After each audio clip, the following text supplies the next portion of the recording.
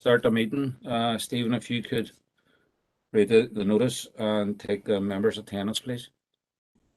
Thank you, Chair. Members, you're hereby summoned to the monthly meeting of Business and Culture Committee, held remotely on Tuesday, the 15th of June at 4 p.m. So if I take the roll call, Councillor Jason Barr,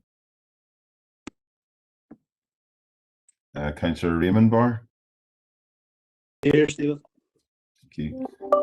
Councillor Lillian Sinoni Barr. Councillor Shauna Cusack. Stephen, Shauna's running late, but she will be here. Okay, thank you. Alderman Morris Devaney. Here, Stephen. Councillor Gary Donnelly. Councillor Rory Farrell. Here. Alderman Darren Guy. Councillor Sean Harkin. Councillor Conor Heaney. Sure, Stephen. Councillor Patricia Logue. Stephen, I was told by Tricia she'll be a wee bit late. Okay, thank you. Councillor Kieran Maguire. Councillor Aileen Mellon. I'm sure, Stephen. Thank you. And Alderman David Ramsey. Here, Stephen. Thank you. Thank you, members. It's everybody, Chair. Okay, I'll just read out the statement for remote meetings. I'd like to remind everyone who is in remote attendance that this meeting will be broadcast live via the Council's YouTube channel and will be available for viewing by the public and media. The broadcast will also be available for repeat viewing at a later date. This broadcast may be terminated or suspended in accordance with Council protocol. Members and approved speakers are reminded to only have their mics and cameras on while speaking at the meeting and use the chat facility to highlight the request to speak. By participating in this meeting, you're consenting to being filmed and to the use and storage of those images for broadcasting or training purposes and for the purpose of keeping historical records and making those records available to the public. A copy of the Council privacy notice may be found on the Council website. So moving on to agenda item 4, just declaration of members' interests. If members can declare any interests now or during the course of the meeting. I would like to declare an interest for items 10 and 11 just as a member of the board of Visit Derry.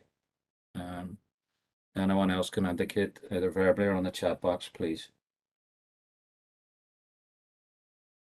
Okay, moving on. Agenda item 5. We have Kieran Kennedy and Emma McGill here to give us a presentation on the Strabane bid. So over to you, please. Okay, good afternoon, everyone. My name is Kieran Kennedy. I am the chair of Strabane Business Improvement District.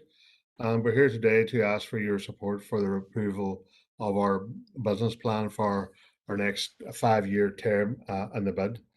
I will now hand you over to Emma McGill, who works for the council. And Emma is our new town centre development manager. And at the outset, I'd just like to thank the council for giving us Emma to help out in the Strabane town centre and the redevelopment of it. And Emma so far has done a fantastic job.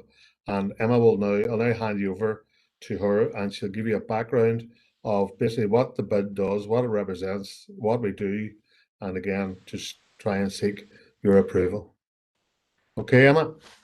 Thank you very much, Kieran. Can I just ask, can everybody see my presentation on screen there? Okay, great. So the intention of the presentation today is just to give you an overview, really, as Kieran had said, about Strabane bid, our highlights from our first term, and to inform you now of how we intend to move forward into our second term. And in particular, how we have developed our new business plan, which is on your agenda for decision today. So first and foremost, what is a bid?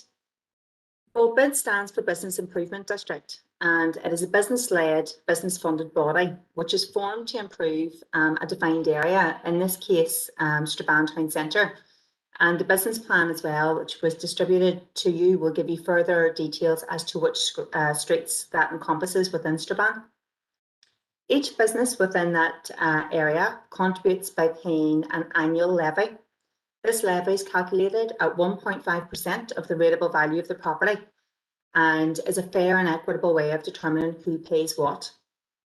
The collection of this levy then gives BID its budget to deliver services, projects and initiatives from.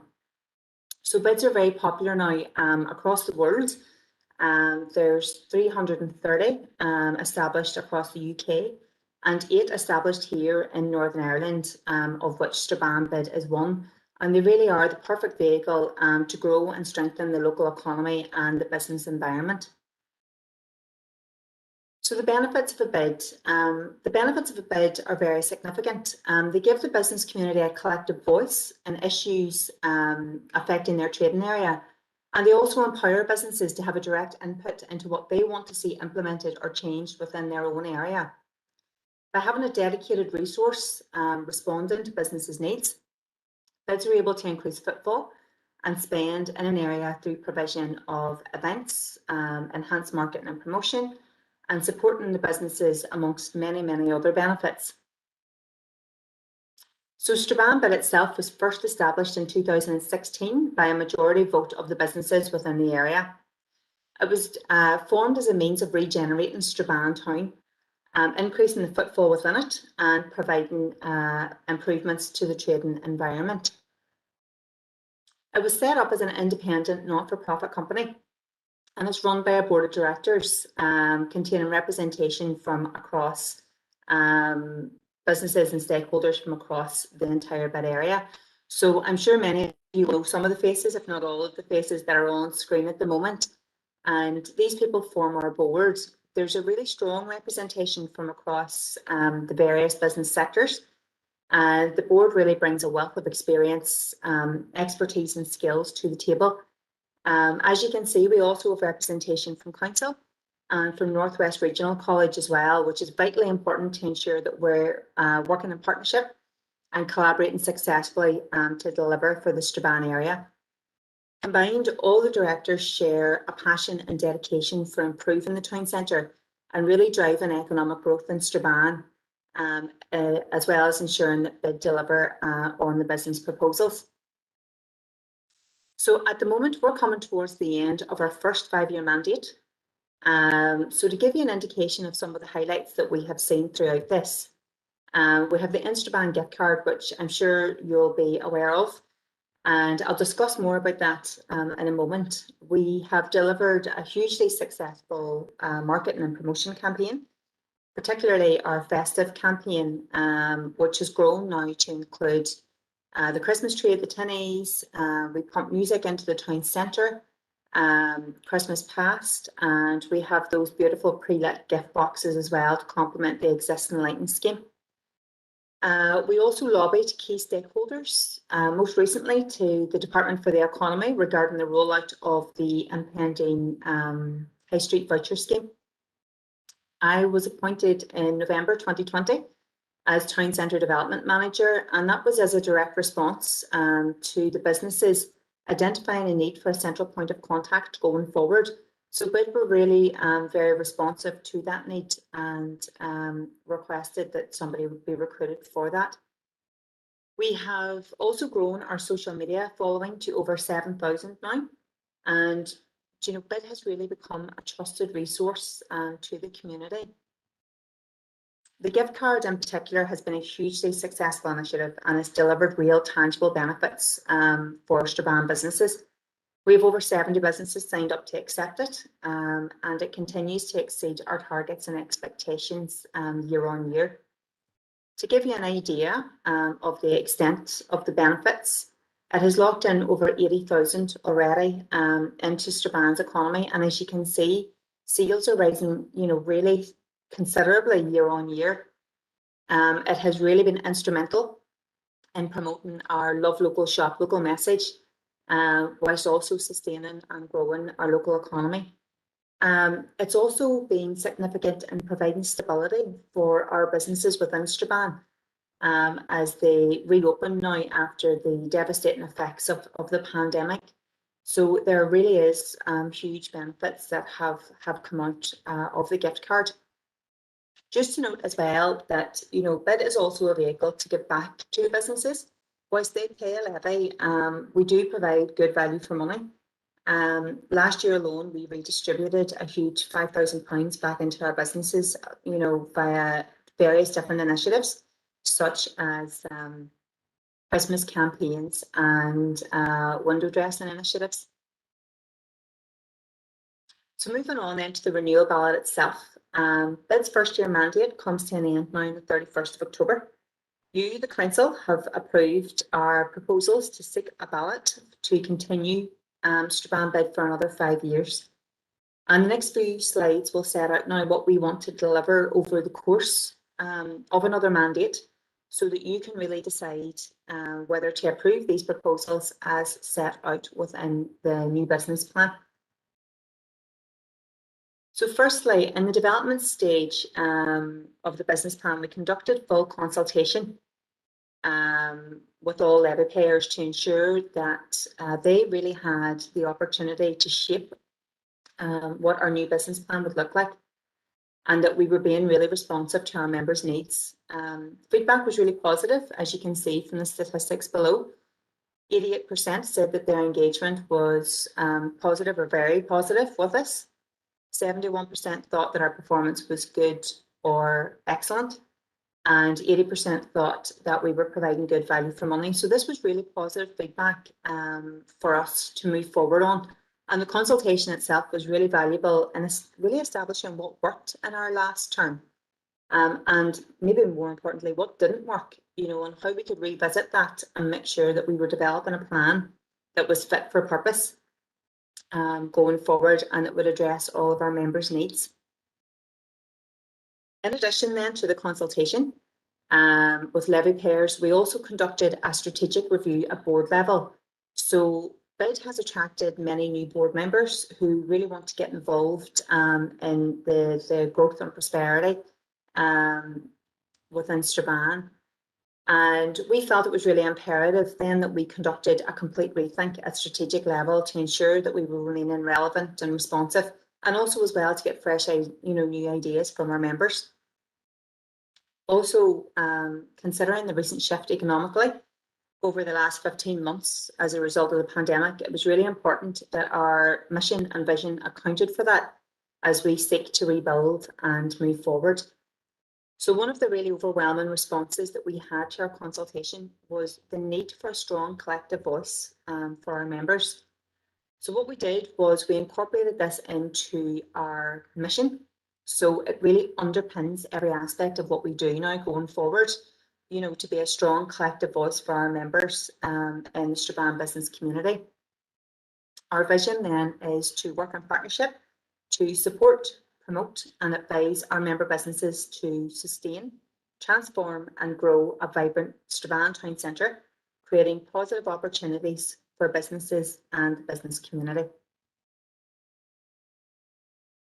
This gives you a brief idea of the budget that we could be working with. So over the next 5 years, we could be looking at investing an additional $625,000 into the Strabane town centre, which is a significant amount of money and can help our businesses an awful lot.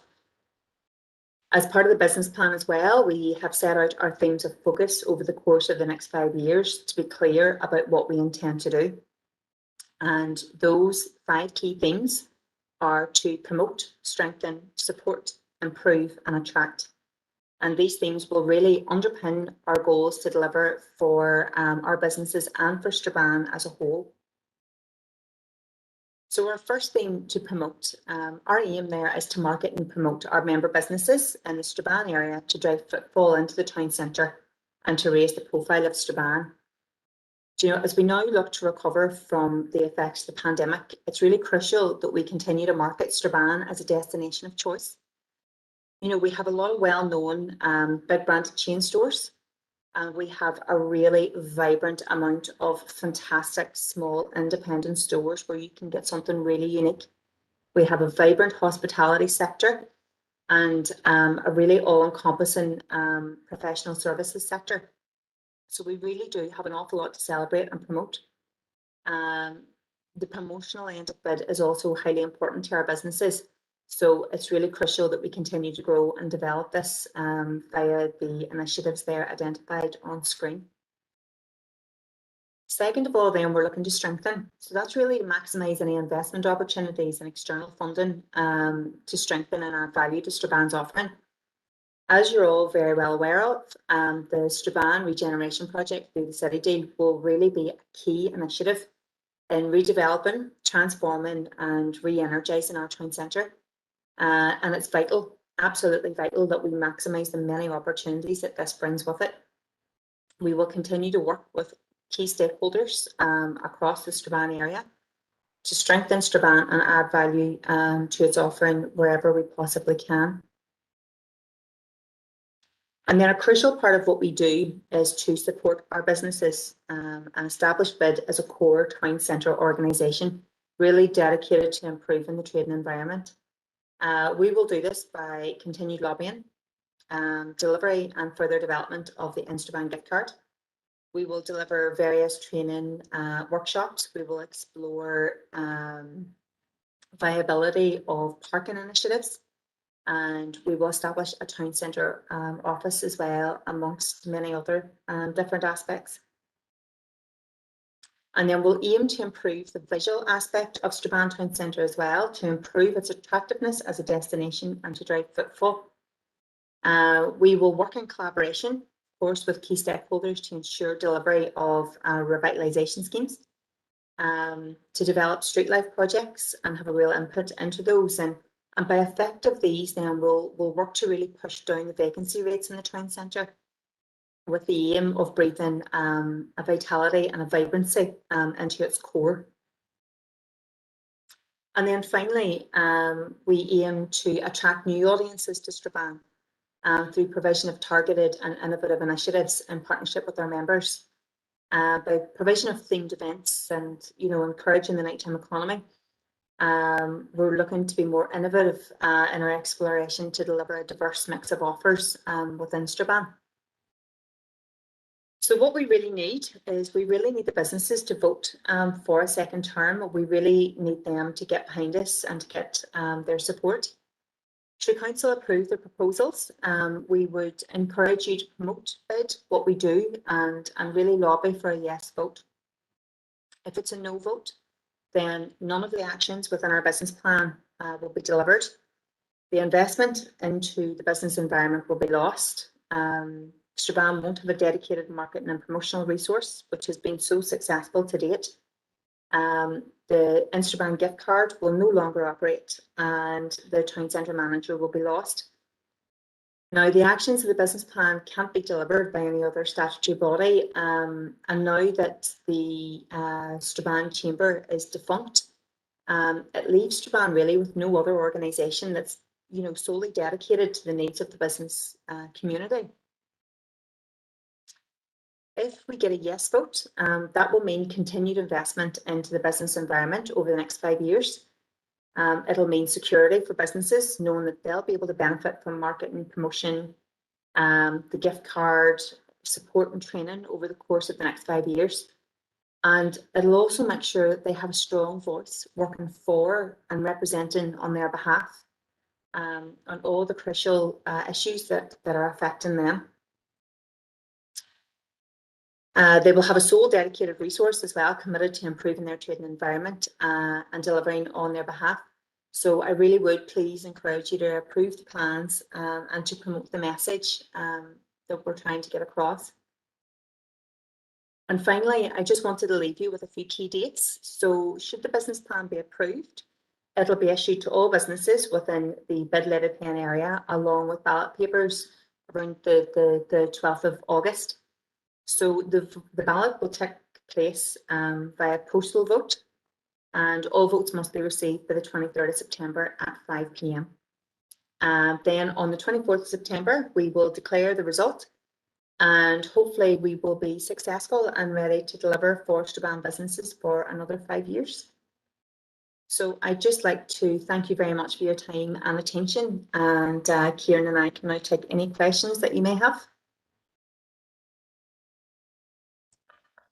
Okay, thank you, Emma and Kieran, for that very comprehensive presentation there. It's a very innovative project, and no doubt on way to go on it. I hope you have success in the vote. So there's a number of people indicating they come in here. Alderman Devaney is first, please. Thank you. Thank you, Chair, for allowing me in, and can I take this opportunity to just wish you well in the year ahead in your position as Chair. First of all, I would have to say you've just said it there, a very comprehensive presentation there. Very well done, Emma. And you know, you set out really what the bid was set out to do, and you have achieved many. The bid organisation have achieved many of those. Tick those boxes. You talked about business improvement, and it has done that, and the promotion of businesses, and you talked about new businesses and improving footfall. And you know, you've talked about your initiatives, the gift card, which was very, very successful, and the 80,000 that are brought into the economy. And you know, it's always good sometimes when businesses are paying into an initiative like this that they see some money coming back, and it's good to see that you put 5k back into initiatives around Christmas windows and other things like that there. And you know, it's good to hear that in the future you will be reaching out to other businesses to bring them on board. And very important now that as we come out of COVID, that we do have the support for those businesses, and we look, and as you said, for those vacant places, that we look to have new businesses opened up, whether it be small, medium or large. And you know, I have to say, in this vote, Devaney will be voting yes on this one. So I have to say, well done to everyone. The only thing I would ask, Emma, is as we come out of COVID, what is your view on trying to bring in new businesses? I'm sure it's going to be difficult as we come out of business. I just want to ask how you would sustain bringing in new businesses to Strabane. But thank you very much. Well done. Excellent presentation. Thank you very much. Certainly encouraging new business development within Strabane is something that is at the forefront really of our minds. And I always believe that, you know, with situations such as COVID and the detrimental effects that it has had, it can also bring some opportunities. And there are people now that are looking to, you know, develop their own businesses. We are here as a point of contact. We can help them to access, you know, their support to get their business plan completed. We can help them to access premises. And there are many other different types of training and support that we can provide to new businesses. And we would very much actively encourage them to get in contact with us so that we can supply that help to them. Thanks, Emma. Just let you know, just in the interest of time here, I have quite a few members who are looking to come in, so I'll take a number of them before I'll ask you to just come back and just answer any queries rather than do it individually, if that's okay. So, Councillor Gallagher. Thank you, Chair, for letting us in. The bids, it's surprising that the 5 years how quick it goes and the turnaround on it. But I would be a very big advocate of bid. I think that a bid has been very successful in Strabane over the recent years. The bid had a major impact in securing the Riverine project, where a lot of the businesses fallen behind that campaign to get the Riverine on site. That I think that if I had been absent, that we probably wouldn't have been successful in that bid. I've been involved with a number of community festivals that initiated a number of years ago, and I see some of the good work that's happening. The shop fronts that are coming, places getting spruced up. There is some of the furniture is getting removed, and the space is becoming more open, and I think that has to be welcomed. I think that And I know you were doing a bit of negative campaigning, as they call it. No, no, no, no. But the yes, yes, has to be. And I know there was some issues a while back, but the fact of the bid and the importance of the bid is a slow burner. That and the reason it's positive that it's a slow burner is that it will raise all boats for the businesses in Strabane. And I would say to some businesses, if they were even considering no, they're saying, oh, it's nothing to do with me and it doesn't affect me and blah, blah, blah. I would say to them, do you see when it gets going and it's full belt of the bids, then it will reach them and reach them all, whether they're in the middle of the town, whether they're outside the town, or they're as far out as the outskirts of the town where O'Neill's meet. But I think give this another go. I think that at the end of the next 5 years, we will see the positive outcomes of the 10-year span, and don't judge it over 5 years. So if I was on your election campaign, I'd be saying vote yes. So thank you for the presentation, everyone. Thank you. Councillor Raymond Barr. Thank you, Chair. I'd like to welcome Kieran and Emma. Look, I voted for Bud first time round, and I've no bother voting for it again. But I think a lot of lessons we need to be learned from the first time round. I do think it's going to be a wee bit more difficult this time to sell it than it was the first time. I've absolutely no doubt about that. I was speaking to one town centre businessman at the weekend, and they quote him. He says he felt Bud had been oversold and under delivered. The question I get asked most is, why is the Bud initiative not being launched in Derry? And I just look at myself, and I feel that comments in the Vision 2026 document that a no vote will mean, among other things, no events programme or no festive programme. I don't think that remarks like that aren't going to go down well. I don't think events in Strabane should be dependent on a business levy. But there is a lot of positives, as Paul alluded to there, and I do agree with Paul that at the end of 10 years, we'll probably see a better outcome than we have over the first 5 years. But I'm only being realistic here. I'm not being negative. I don't want this to be taken as negative comments. But I was sent a number of photographs taken by Strabane businessman as he walked around the town at the weekend. We only have about 4 sort of main streets in Strabane, and every one of them's overgrown with weeds. That's neglect, and that's got nothing to do with Bud. But that neglect doesn't help the Bud initiative, and this is where council should be doing a whole lot more. They create a more positive outlook in the town. But having said that, as I say, I don't want my comments to be taken as negative. I'm just being realistic here, and I have no problem supporting the vote next time round again. But thank you.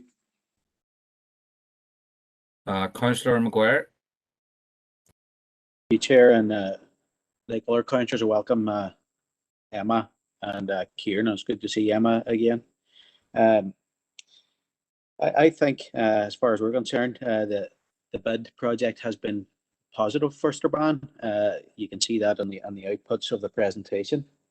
I suppose I want to congratulate the businesses that have dug deep to increase the opportunities in the improvement district.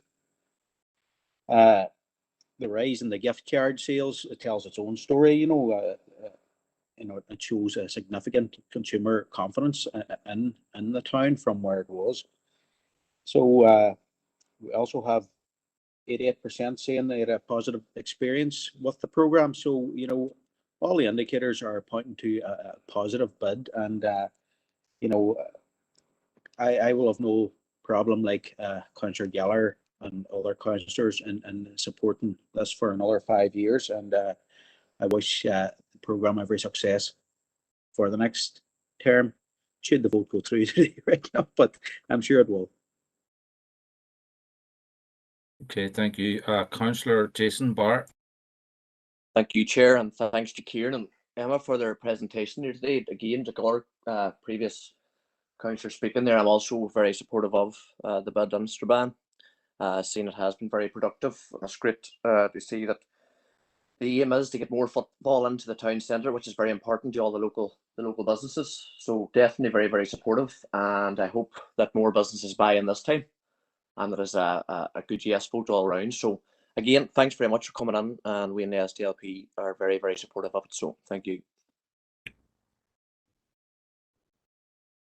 Okay, sorry, Councillor Guy, Alderman Guy, sorry. Thank you, Chair, and thank you, Emma and Kieran, for presenting today. Listen, I'd like to wish everyone involved with the Strabane bid every success and going forward for the next 5 years.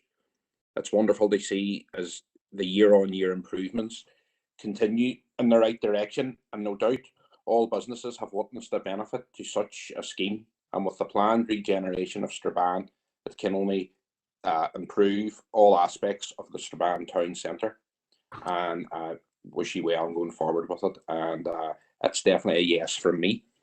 But I'd just like to take this opportunity as well to congratulate Kieran Kennedy on his recent award of the MBE from Her Majesty the Queen, and to take this opportunity to congratulate all other recipients in this city and district area. Thanks, Chair. Okay, and the final member I think looking in is Alderman Hussey, and then I'll bring you back, and then Emma and Kieran. Thank you, Chair, and congratulations on your first meeting as Chair. And Darren has preempted me there, Kieran. I wanted to add my own personal congratulations to yourself on being recognised for the tremendous work that you do for Strabane and the wider district, both through your business and through your other contacts, and thank you for that, Kieran. Emma, in your presentation, you talked about opportunities for business and the community, but when you said that, you said business and the business community. Can you clarify that? Are we talking about business and community, or business and the business community? Because I'm mindful of footfall and I'm mindful of shared spaces in Strabane, because Strabane has always faced a difficulty for those of us beyond Strabane, whereby where I live, people might orientate more towards Omagh. And in fact, if they're going down the road to Londonderry, they're probably, going down the way, they may bypass Strabane and go to Londonderry. So, it's getting that balance right of a shared space, a welcoming space. And is that something that is within the concern of the bid?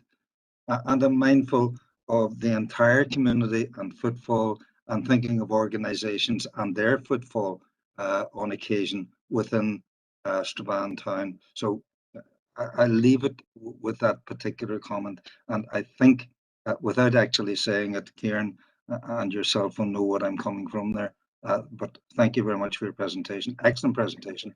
I would urge the businesses there to vote yes. I just wish the businesses in my community in Castlereagh had the same opportunity, and maybe we will, and we could vote yes. But again, congratulations, Kieran. Thank you for the presentation. Thank you, Chair. Okay, members, Emma or Kieran, if you want to respond or comment on any of those comments, feel free now. Well, so first of all, I'd like to just thank all the councillors for the support. I'm taking what Councillor Gallagher said, like that it is a slow burn. We all understand that, the bid, for the last 5 years, it took a while really to find its feet. I believe we were just, getting the momentum going probably in year 4, and then the pandemic hit. So I think that, as Emma alluded to earlier, there are huge opportunities for Strabane Town Centre going forward and for the bid. And I can guarantee you that, I will work tirelessly now that I have retired from O'Neill's, and I will assist Emma in trying to make sure that, the plan and the business plan is delivered as per, the way it has been presented. So, I do think that there's huge opportunities. No doubt there was issues in the past, and most of that was personalities. I think we have them all ironed out now, and I think the board that we have, and obviously the fact that we have Emma on board as the our new town centre development manager will make a huge difference for the next 5 years, and it will be a place, and this is what we're trying to achieve, where all business will want to come and set up in Strabane. So that's our goal, and that's what we're trying to achieve. And I suppose with the support of the entire council, we will achieve to do that. And as what other councillors have said, Derek, and we will make it a space for everyone, and that's what we want to do going forward. Folks, I would just like to say thank you very much as well for your support. Really, really encouraging comments. So thank you very much for that. And Alderman Hussey, if I can just clarify there for you the point on the community. We do encompass the business community as a whole, and also our local community. As I had talked about with the social media, we have an awful lot of followers now with on our social media, and they are regularly in touch with us as well about recommendations. So we work sort of for Strabane as a whole, and also as well the outlying areas. I mean, you're absolutely right. BID can have a really good and positive benefit on the outlying more rural areas that I would have been aware of in my previous post in rural development, and it is definitely we would work to benefit them as well. Thank you. Okay, just for me again, thank you very much for your presentation. We will deal with that item further on during the agenda, but thanks very much for that very comprehensive thing and the comments. Chair, I wonder, could you oblige me just a word, and it was just in relation to what Councillor Barr said, Go ahead. Thank you, Chair. Appreciate it. Chair, just see the bid is like, it's a pilot programme, and it's been picked out by a government department, and being in the bid and being a part of that pilot, it is a very good position to be in, deliver and inward funding. So to see if you're outside, no one talking about being negative, to see if you go outside the bid pilot, then government departments are going to overlook you. But if you're in the bid and are working a bid, then the likelihood is them departments are going to target inward investment. And then so it is important to be part of this bid. And that's why it's not in comparison to like Strabane town versus Derry. Derry is a city and there's other things happening there. That is absent in Strabane, that in coordination, that town centre management, that lobbying and all the rest, that is specific to Strabane town that can only leverage more investment. So it's important to be a part of it. Thank you, Chair. Okay, no problem. So you take on board those comments. Well, thanks again very much. We're going to move on with the rest of the agenda. Thank you. Sign out. Bye. Okay. So the next item is chairperson's business. I just want to say, first of all, for myself, just delighted to be appointed chair of this committee. I'll do my very best to chair in a fair and respectful manner of all the members, and I'll be following the sort of normal processes that chairs do in terms of if members of items that they want to raise as part of this this section of the agenda, then if they notify me 24 hours in advance, I'll do my best to accommodate it. And similarly, I'll manage any propositions coming from members in the way that it's dealt with in line with other committees. So that's it. And I do want to also congratulate the Deputy Chair, Councillor Jason Barr, and I look forward to working with him. And I know she's not at the meeting today, as far as I'm aware, but I would like to welcome formally, on behalf of the committee, Councillor Neona Barr to council and to this committee. As far as her name being on the roll, so I assume she's been appointed here. So that's positive, and I look forward to working with her in the future, including in my own DEA. There is an item I want to raise under chairperson's business, and I've also been notified by Councillor Raymond Barr, and I'll bring him in once this is concluded. So the issue I wanted to raise was just to express my disappointment as chair of this committee on the remarks made by the British Prime Minister Boris Johnson at the G7 at the weekend, where he once again has indicated that he is going to potentially breach international law and unilaterally move against the protocol, which will only prolong the uncertainty around this entire issue and makes our job as a business and culture committee much harder to try and take advantages of some of the elements of the protocol that are clear, given that we have access to both the British market and the European market, and this city is well placed to take advantage of that and they try and draw on jobs into this region.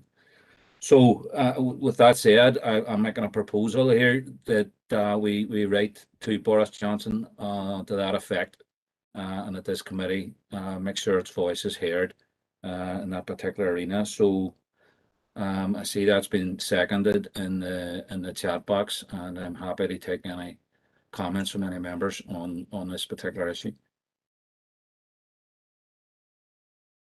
Okay, Councillor or Alderman Devaney. Thank you, Chair, for allowing me in, and it'll be no surprise to you, Chair, that we, the DUP, will not be supporting this proposal coming forward here because, at the end of the day, I think we all realise the difficulties with the protocol. Many businesses are affected, and it affects every community, every sector of this community. The protocol is affecting getting produce from UK mainland over east-west, which we have a great difficulty with at the end of the day, and it is causing severe pain to some of the businesses across Northern Ireland, and look to many of those online shoppers who shop online that cannot get their goods or facilities, whatever they may buy, across from the United Kingdom. But Chair, we will not be supporting it. Just want to record that DUP will not be supporting it. Okay, Alderman Guy, sorry I missed you in the chat box. Chair, thanks for letting me in, and I'd just like to say good luck in your year ahead as chair, and as well to Councillor Barr as well as deputy chair. All the best going forward.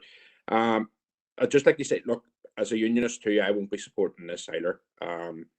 There's problems with the protocol. I would like to see it removed. We know that it is affecting a lot of trade east-west. None of us wanted to see a border north-south, just as much as I don't want to see a border east-west either. There's a lot. Our party has put proposals forward for it, and they're still on the table.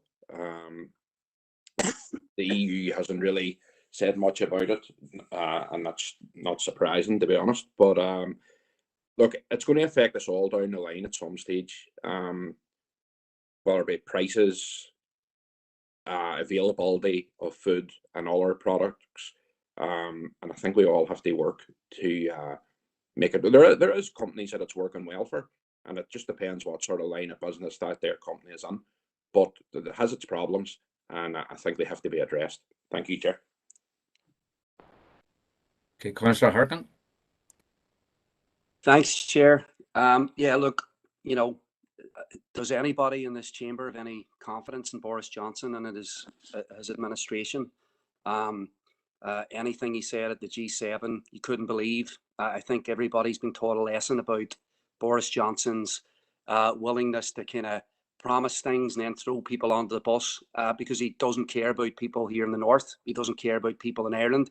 He doesn't care about working class communities, and he doesn't care that that there's been disorder from across the north in recent months, and that there might be more going forward in the summer. He doesn't care about any of that, and that's why I think we should make sure that at every opportunity we send a message that we don't trust Boris Johnson. We don't trust his politics. We don't think they benefit anybody here on the island as clearly as possible.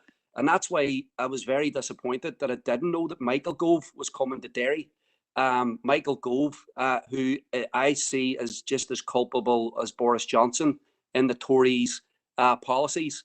And it seems to me, I mean, we can pass this resolution. I mean, you know, it seems to me this is just another Sinn Féin motion that aims to polarise things but will accomplish nothing. It would have been far better for us if we knew that Michael Gove is coming to Derry to actually protest. How can we have it that a Tory minister is coming to Derry and we don't organise a protest, especially a Tory minister that's part of this administration that is destroying working class communities with welfare cuts and everything else? How can he come to Derry and there isn't a protest? I'm just shocked at that, and I think it sends a message. See this gaming and cynical polarising that Sinn Féin, it doesn't serve the interest of working class communities here in Derry or across the north. Thank you. Okay, Councillor Donny. Just like to concur with the previous comments from Councillor Harkin there. You know, it's a cynical attempt. It's politicking. There's an election coming up. The problem in Ireland is partition. You know, remove partition and remove all the issues with protocol and that. I'll not be voting for this, Chair. I'll be abstaining. Councillor Logue. Thank you, Chair. And can I just put my apologies on the chat box, but apologies for joining this meeting late. And I want to wish you well, Chair, both you and the Vice Chair, on your position going forward. But look, I think I'm not surprised that people before profit and dollar and the pence will try and you know, see this motion as Sinn Féin trying to politicise things and whatever. We didn't vote for Brexit. A lot of the unionist parties who are not voting now for this proposal did want Brexit, and I know people before profit were in the same line too as well. But I think the Prime Minister, Boris Johnson, needs to be aware that the world is watching him. He is seeing now, people are seeing now how untrustworthy the British government are when they, after years of negotiations on something that they wanted, that they say no, they don't want it because they don't want it because they don't like this part and they don't like that part. We know there are issues; these need to be ironed out, but there is also great opportunities, and I think people, you know, need to stop scaremongering about it's going to put prices up, it's going to impact on produce and all the rest of it. Brexit is doing that, not the protocol. Thank you, Chair. Councillor Milne. Thank you, Chair, for bringing me in, and I gladly seconded this proposal today. I want to say that I do agree with Councillor Donnelly's comments around we shouldn't be looking at ways to fix something that's broken when we know the partition has failed. But in the meantime of that, before the United Ireland comes, we have to find a way to make things work in this piece. And I want to thank you as the Chair of Business and Culture Committee bringing a proposal here to try and address some of the issues that businesses here face. It's been clearly shown in the media, and there's propaganda and everything else going on, scaremongering, and this is an effective way to look and raise our issues that we're seeing through the Prime Minister's comments that he has made, and I see no better venue to do that. So thank you again for bringing the proposal forward.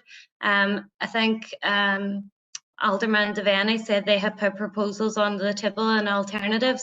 The time to do that was whenever people were discussing around Brexit, but they're throwing the baby out with the bathwater at this stage. There's things that's already there, legally binding documents that are there that needs implemented so that people can move on and they can plan their businesses and how they work within this region effectively, and try and see some of the benefits that are coming with it. Nobody's saying the protocol was the best thing. The best thing would have been to stay as we were, and the better thing for this, for the North Ireland, would be to unify the country and let's move together as one, where we can all work together and there is a place for everyone. So that's my comments. Thank you, Chair. Councillor Farrell. Thanks, Chair, and I wish you the very best in your tenure as Chair of Business and Culture. So the SLP supports this proposal. Like, the protocol isn't perfect, but it does present opportunities for the North. It was a key aspect of the Brexit deal that the British government negotiated with the EU, and they need to deliver on that. You know, a lot's been said in recent weeks about deals that were agreed and aren't being delivered on, and I'm sure there'll be more talk of that in the next 7 days. I find it bizarre that this is about Brexit. Councillor Harkin spoke on it, but didn't mention Brexit or the fact that his party openly campaigned for it. Instead, is a dig at Michael Gove turning up at Desmond. Thank you. Councillor Raymond Barr. Thank you, Chair. And again, I'd like to wish yourself and Councillor Barr all the best in the coming year. Leaving the politics out of it, you know, if I look at this proposal objectively, I honestly can't see anything wrong with it, so I'll support it. Thank you. Okay, that's all indicated speakers. Stephen, if you want to take us to a vote now. Okay, thank you, Chair. So it's the motion's there on the screen for everybody. So Councillor Jason Barr. For, Stephen. Councillor Raymond Barr. For, Stephen. Councillor Shauna Cusack. For, Stephen. Alderman Morris Devaney. Against, Stephen. Thank you. Councillor Gary Donnelly. In. Councillor Rory Farrell. For. Alderman Darren Guy. Against, Stephen. Councillor Sean Harkin. Abstain. Councillor Conor Heaney. For, Stephen. Councillor Patricia Logue. For. Councillor Kieran Maguire. For. Councillor Aileen Mellon. For, Stephen. And Alderman David Ramsey. Against. Thank you.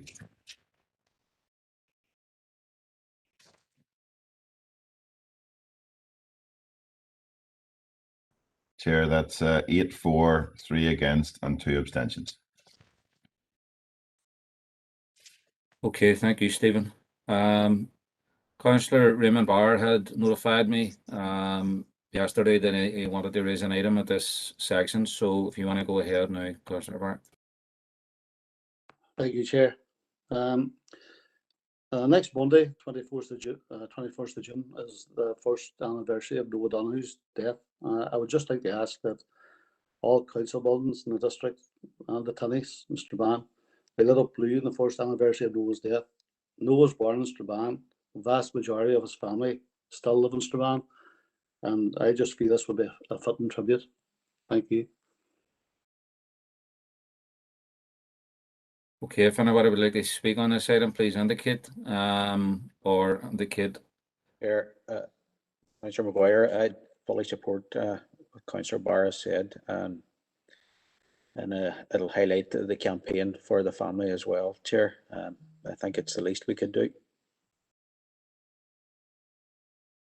Okay, I see that Councillor Harkin has seconded that proposal. Councillor Mellon. Chair, I just want to add my agreement with the previous two councillors, and thank you to Councillor Barr for bringing this forward and say my thoughts are with Noah's Muller and his family and wider circle of friends at this time, and during their journey for justice and truth, and what happened, Noah, as a person within the community, but as a parent, it's heartbreaking each time that this family and circle of people have to campaign so much just for truth and justice. And I wish them all my thoughts going forward, and hope that they get their answers that they're looking for. Okay, Councillor Hargan. Thank you, Chair. Yeah, thank you, Raymond, for bringing this proposal to the council. And I think everybody, it looks like, will support it, and rightly so. And yes, this will help keep the pressure on in terms of making sure Fiona and the family and the campaign gets the answers that they're looking for. And it's already taken far too long, too many obstacles, and it's just a travesty. But I also think it's important that we're just sending a message of solidarity because of, because of the loss that she and her family has suffered. And I think that this is something that touches everybody. So I think we'll be doing this really genuinely on behalf of people right across the district. So thank you again, Ray, for putting it forward. Okay, Councillor Donnelly. Chair and Chair, just to wish you had more for yourself and Councillor Power in your new positions, Chair, and just to say that I fully support the proposal here. For any parent they lost a child, the grief will be incomprehensible, but the loss of child and in these circumstances and not have the answers must be an absolute nightmare for the family. So I would just like to put on record my support and to express my solidarity with the family and the campaign. Councillor Jason Barr. Thank you, Chair, and thanks to Councillor Raymond Barr for bringing this proposal forward. We fully support this. It is hard to believe that it is coming up to a year for young Noah's first anniversary. So we do stand fully with Fiona, and I hope that someday she will find the answers that she needs, so that Noah can rest in peace. But I really hope also that the Mayor will also support this proposal and making up the council building. So thank you. Okay, from the chat box and the comments, I haven't heard anyone speaking against this proposal. If I want to just indicate if there's anyone opposed now, otherwise we'll take this as a unanimous. Okay, that's unanimous, Steve. So Thanks, okay, Chair. that's Chairperson. Sorry, he's looking in there. I'd just like to thank the business. Sorry, Raymond. Sorry. That's okay, Conor. I'd just like to thank the Business and Culture Committee for supporting the proposal. This council has been steadfast in the support for the Donohoe family, and I can assure you it's very much appreciated. So thank you again. And thanks to Sean Harkin for seconding it. Okay, so we can move on now to item 7, which is matters arising from the Business and Culture Committee meeting on Tuesday, the 11th of May. Are there any matters arising? Okay, Councillor Farrell. Thanks, Chair. It's BC 90, which was the proposal to invite the Economy Minister to this committee to discuss economic performance across the Northwest. Obviously, a lot has changed since we had that discussion, not least the actual position of the Economy Minister. It was Diane Dodds, and it's now Mr. Paul Frew. I was encouraged by his remarks on Radio Foyle last Wednesday, where he said he was keen and eager to come to the Northwest. I was disappointed that he dodged the question on jobs funding and jobs targets. And I was equally disappointed when he couldn't give a straight answer on his commitment to the 10,000 student target at McGee. The only thing he said with any degree of confidence was that he was going to embark on a 3-week listening tour across the north. And I'd probably like to remind the new minister that it could take 3 weeks to discuss all our ideas, proposals and concerns, but I do hope that he accepts our invitation to present to this committee, and I look forward to his attendance. Thank you. Okay, Stephen, have you any update on that you want to feed in at this point? We have received a reply back from the minister to confirm that obviously previous minister, but that she would be happy to attend either herself or with a senior official. So we'll arrange that. I would suggest that maybe at this stage September might be a better meeting than July, but I'm happy to take members or the chair's direction on that. Do you want back on that, Rory, or we're prepared to move on? No, I'm fine, Chair. Okay, no one else has indicated in terms of matters arising. So do we need a proposer and seconder for these, or these already gone through? No, Chair, these are already going through, so it's just for matters arising from it. Okay. Okay, on the agenda, item 8, I think Kevin is presenting here on the bid update that we just heard about from the presentation. So go ahead, Kevin.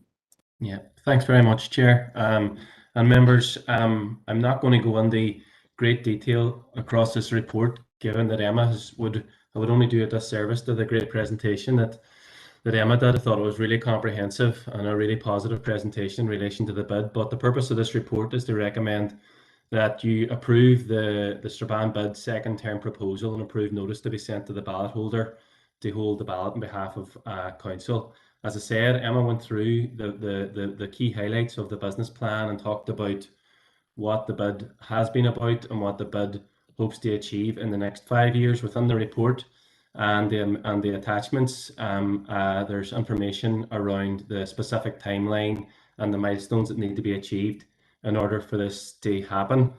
The only comment that I would make is that having been on the board for the last what's coming up 5 years now, I have certainly seen the role that the bid has played in terms of promoting Strabane, and in addition to the great work the council does in terms of the events and that type of thing, the bid has been able to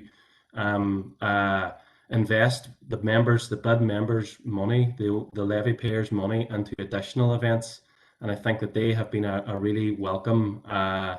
It's been really welcomed by the broad majority of the business community. So obviously, as a board member, I'm biased, and so the recommendation of this report is that you approve the bid second term proposal up from 2021 to, and there's a typo there, to 2026.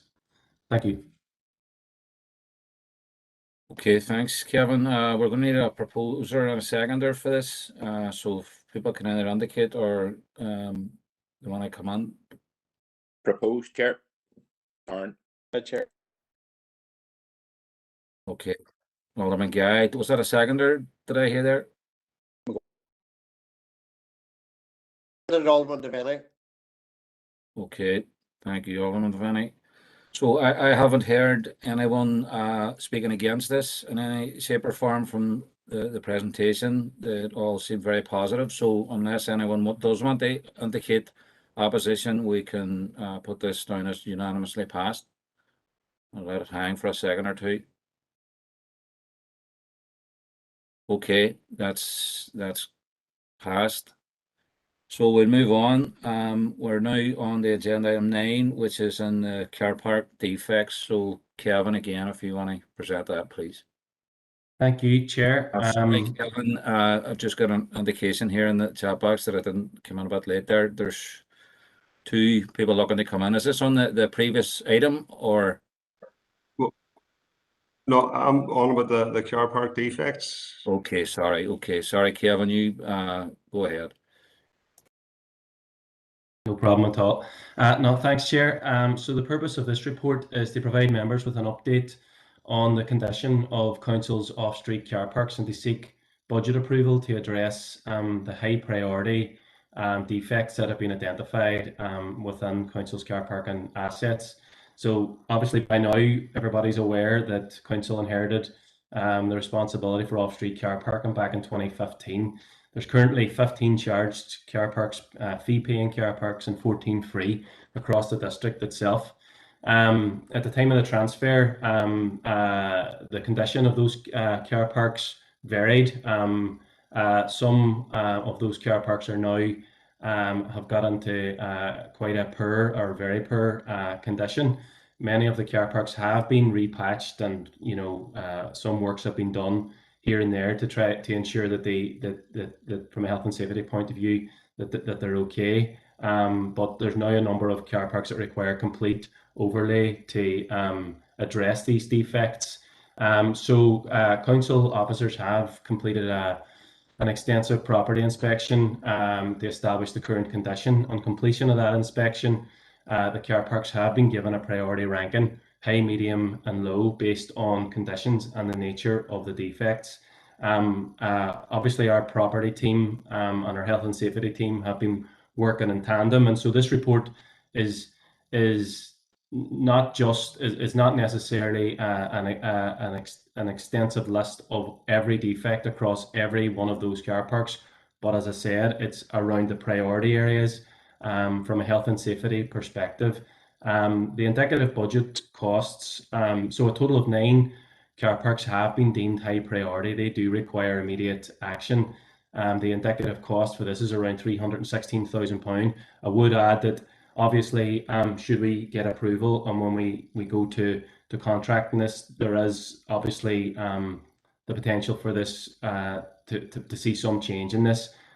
So a further 9 car parks have been deemed medium priority for action within a 1-year time frame, and they are listed below. The remaining 11 car parks currently require no action within a health and safety perspective and will be reviewed again in May 2022.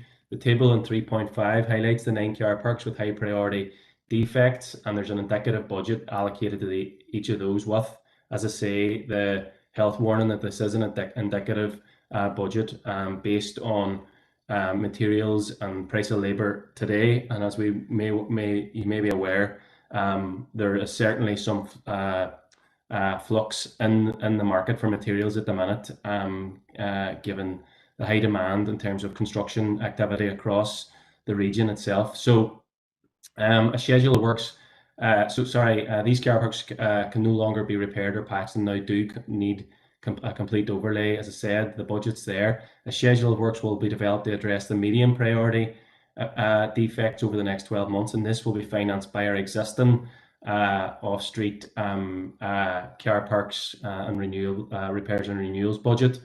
In terms of where this money will come from, officers have been working with our lead finance officer, and we've identified a budget of £316,980 from council reserves, and that's been ring-fenced for this. And as I said, the budget for the medium car park defects will come from within the existing repairs and renewals budget. So the recommendation is that you note the contents of the report and approve the budget as highlighted to finance the high priority works. Okay, thanks, Kevin. First indicated speaker is Councillor Farrell. Thanks, Chair. Very good news, Kevin, and I'm happy to propose this item. In particular, it's very good news for the staff and the patients that use the Shantello Health Centre in my own DA of Ballyarnett. That car park is in a particularly bad state of repairs, and it's reminiscent of the Grand Canyon. So people are going to be happy when this remedial work is completed. But I've got a quick question just about the medium priority ones that we don't have a budget for currently, or there's no budget mentioned. Is the car park maintenance budget sufficient to cover the expected costs of the medium priority proposals? Thank you. Do you want me to come in? If you want to go ahead, if you want to respond to that now, Kevin, then we'll bring in the next. There's a number of speakers, but go ahead. So the answer is we'll have to assess, Councillor Farrell, the exact condition. Well, we have assessed the condition. We'll have to get the indicative pricing in relation to the medium. We do have sufficient. We have been able to build up a significant renewals budget, and we're confident that we can address the issues. But I would just say that what we'll do is we need to get the medium priority priced up indicatively anyway, and at some point over the next couple of months we'll come back with the schedule for that too. As I said, not just in relation to budget, but in terms of need, we really are needing to crack on with the high priority car parks, and we'll then address the medium. But we hope to have that addressed within the 12-month period, as highlighted in the report. Okay, the next subject, Alderman Hussey.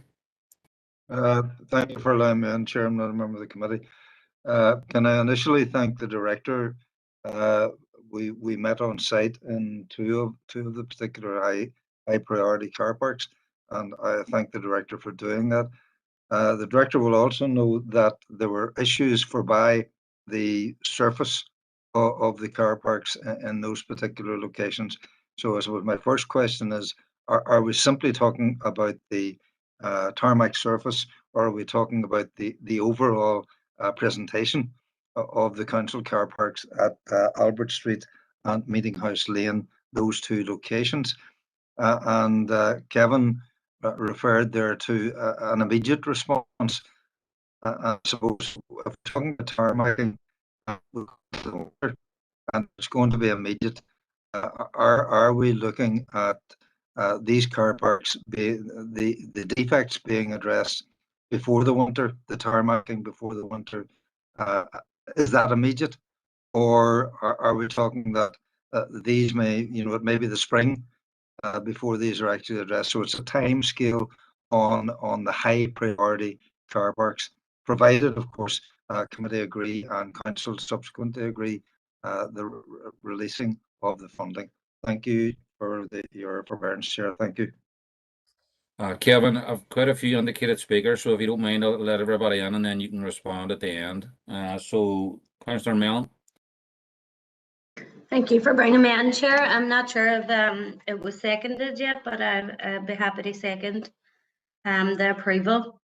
I just wanted to say, like Councillor Farrell, that I was happy to see the Chantal Health Centre car park being on the list. I hope that list is in order of priority, and I'm sure that the user groups that's within it had a factor in whether that was a priority or not, notwithstanding the state of the car park itself anyways. There's a Sure Start and the health centre that uses that car park, and I'm sure they'll be very happy to see that news coming. I know that in all of our DEAs, I'm sure we all get the same communications from people regarding roads, car parks and other things. So this is a good news story today. I feel, and whilst we would like to do all of the areas that we know and we see within our own DEAs, we know that there is a prioritisation that is needed. My question to yourself, Kevin, would be in terms of the tender process, is it the one tender that goes out for all the works, or do these go out and people, how does that work? And what if the one kind of company had the tender, would that affect timescales and things as well? And I know you have a 12-month timescale in there. I've seen Alderman Hussey was asking that question, not to answer your questions with the 12 months there.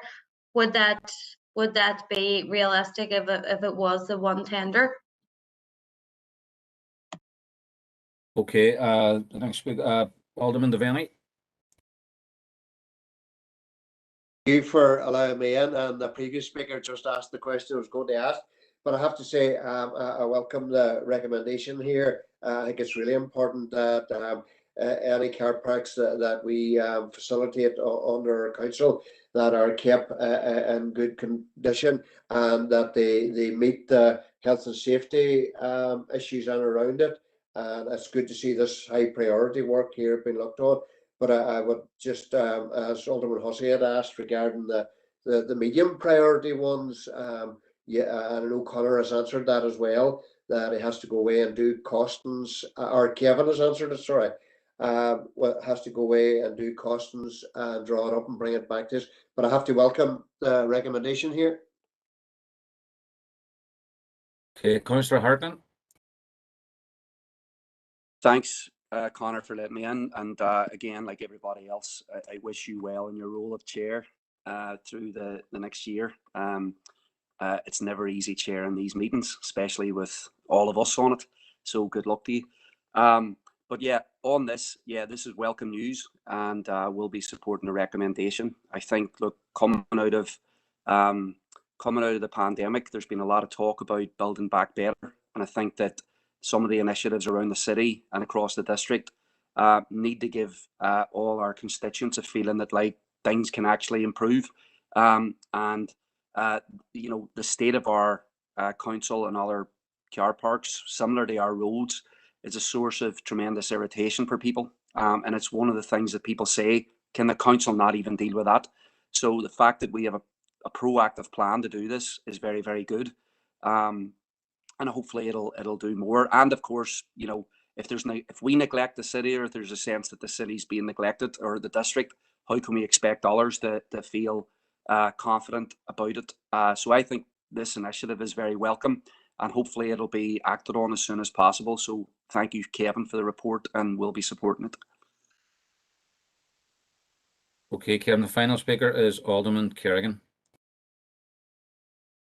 Chair, for allowing me in. I'm not a member of the committee, and I do thank you, allowing me in, and wish you well in your year ahead in the office of chair.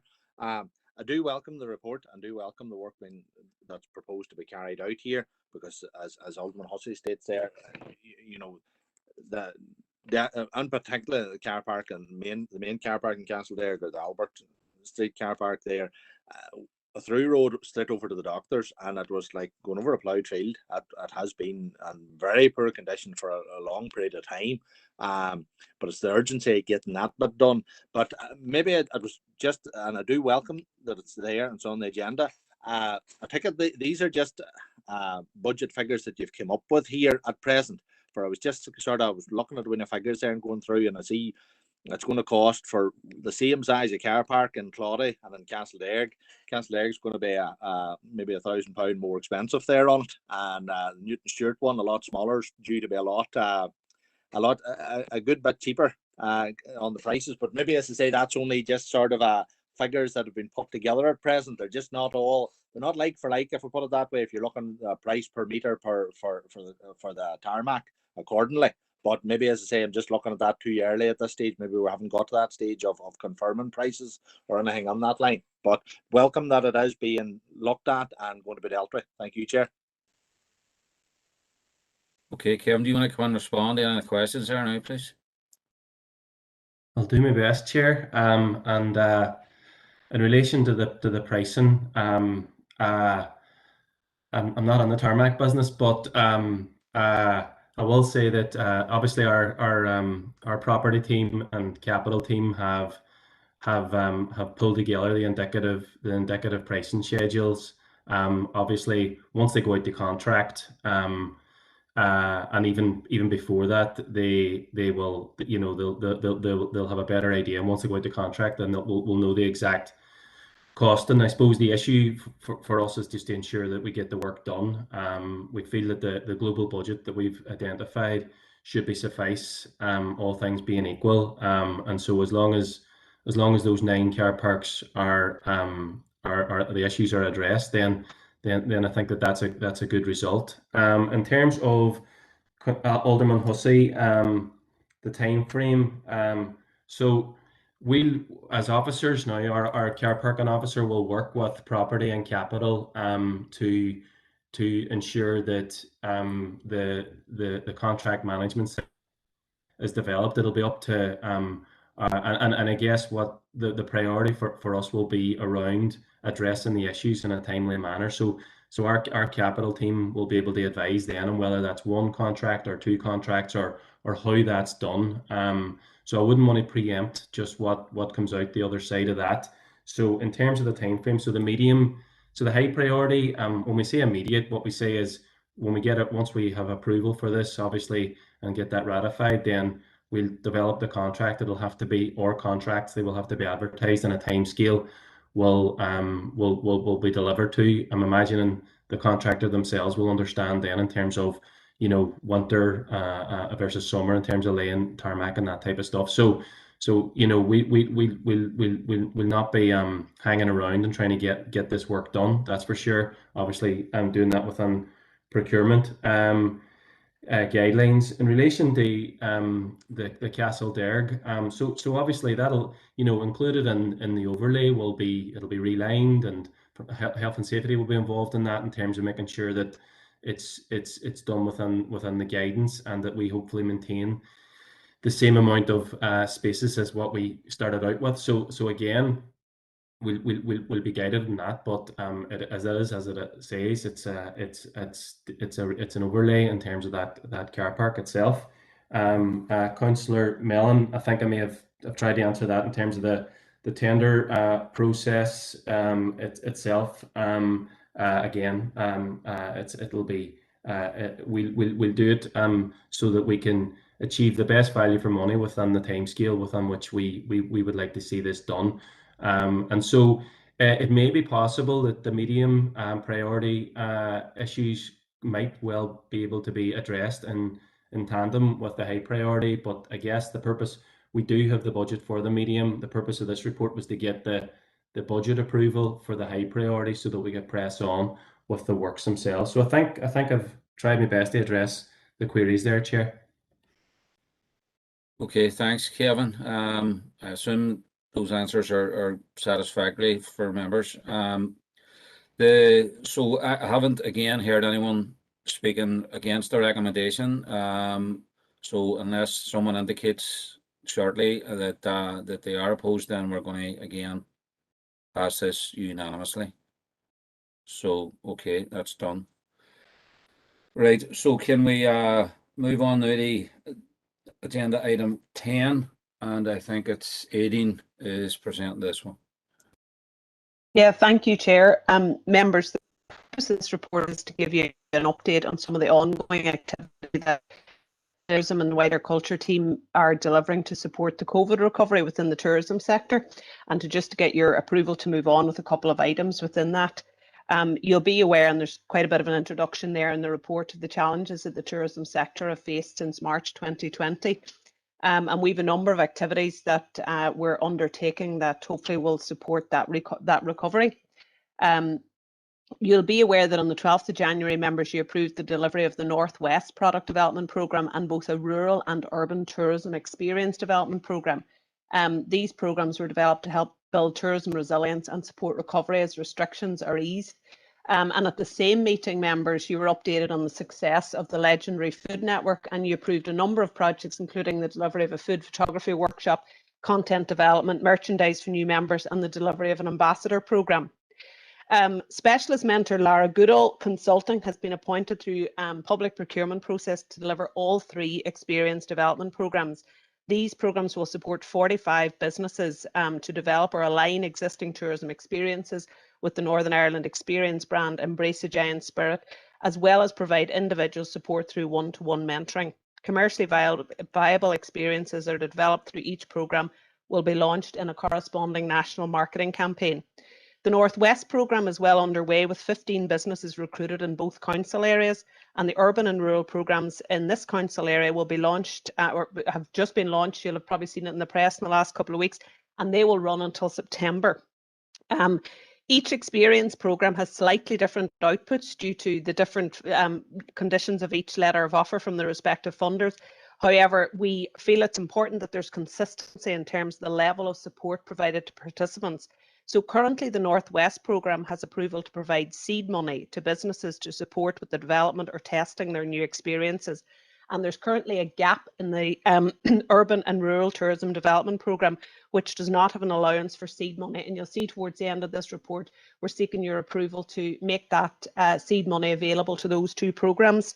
So some of the other, and before I go back to that, I'll just talk about some of the other tourism support programmes that are underway. Officers within the tourism team are working with our colleagues across council, particularly in the regeneration team, to develop a report. Members, you'll be aware, in response to a motion that has come into council around Newton Stewart Town Centre. But at this stage, it's worth noting that officers have been working with a number of tourism businesses in Newton Stewart through ongoing programmes, such as the ones outlined in this report. And in particular, the Rural Focus Programme. This will support these businesses develop new experiences with the aim of bringing additional visitors and spend to rural villages and towns. The Legendary Food Network has 70 accredited members, with 18 new businesses joining in March of this year.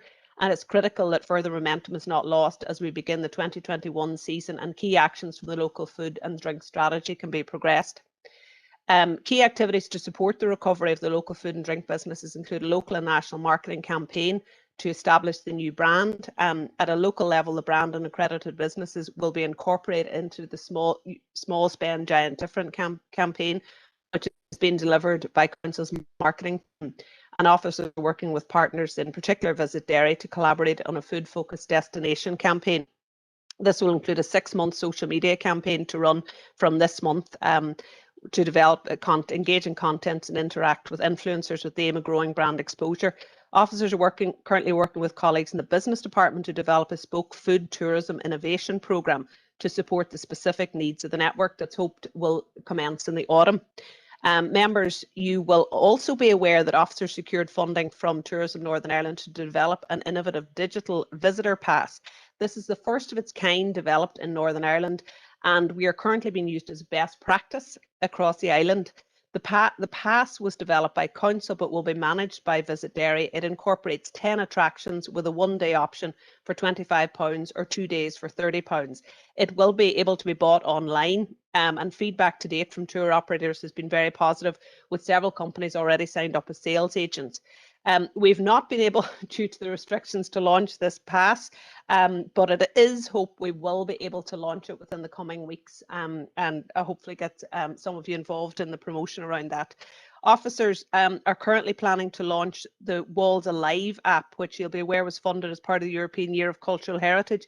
This is an augmented reality experience which brings to life 10 stories using your mobile phone and encourages users to visit the heritage venues in and around the walls for a wider experience.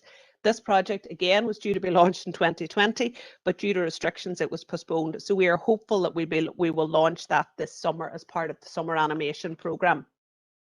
To build on the legacy of the Heritage Venues Mentoring Programme, which came to an end in March 2020, officers have continued to meet monthly with the 9 participating venues.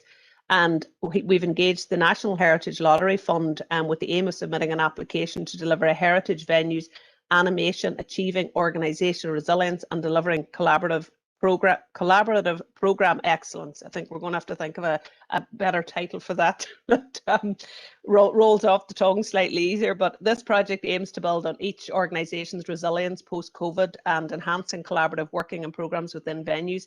And it's hopeful this application will be submitted shortly with a view to that programme commencing in the autumn. So members, to ensure consistency on the levels of support provided across all our experience programmes, we are proposing that we provide seed money for the urban and rural programmes, and that means making available a maximum budget of 44,000, of which can be covered under existing tourism development budgets. That's maximum. That's not to say that that full amount will be drawn down, but that would be the provision required given the likely uptake of the programme. All the food network activity, you'll be aware, is funded through existing tourism budgets, and if successful, the application for the heritage venues would be 100% funded, so there's no match funding required. Members, you're asked to note the contents of the report to approve making the seed money allocation for those urban and rural programmes to keep them in line with the wider Northwest experience development programmes. And if the heritage venues application is successful, members, we're asked in advance to give us approval to accept the letter of offer and approval to tender the relevant mentoring support programmes to support the delivery.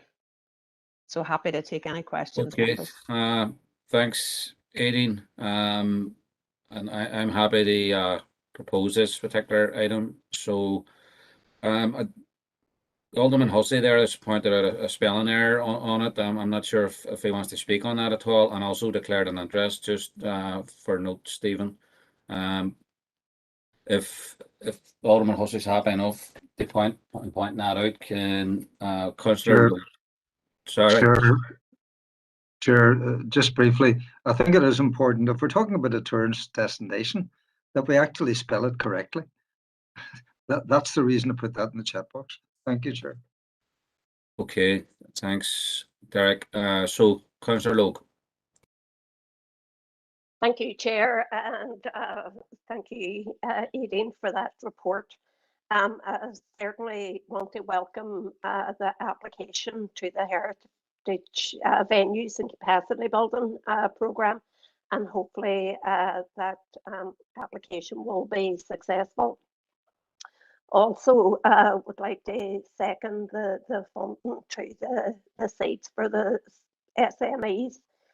They certainly do need all the support that they can get to develop their product and experiences, given the high negative impact that COVID-19 has had on their finances.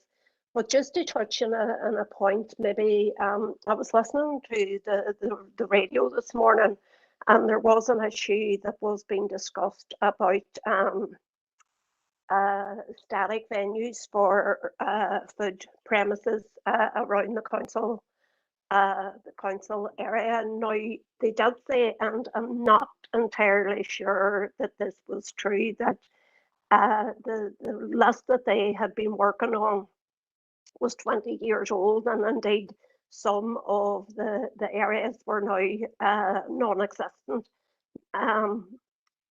I do recall some years ago that I think especially when Clipper was coming on board council, that there was areas added to that list for street venues. But, you know, given that food is a very high part of the tourism offering, and it's something that we pride ourselves here, you know, I do think that there would be merit if we could maybe request that the relevant committee look at their list of venues again where static street vendors can trade out of. And I would also, as well as that, ask all those statutory consultees who may be working with very out-of-date policies to look at their policies, which may be hindering council approving new licenses. So I'm making that a proposal that we look at the list that council have of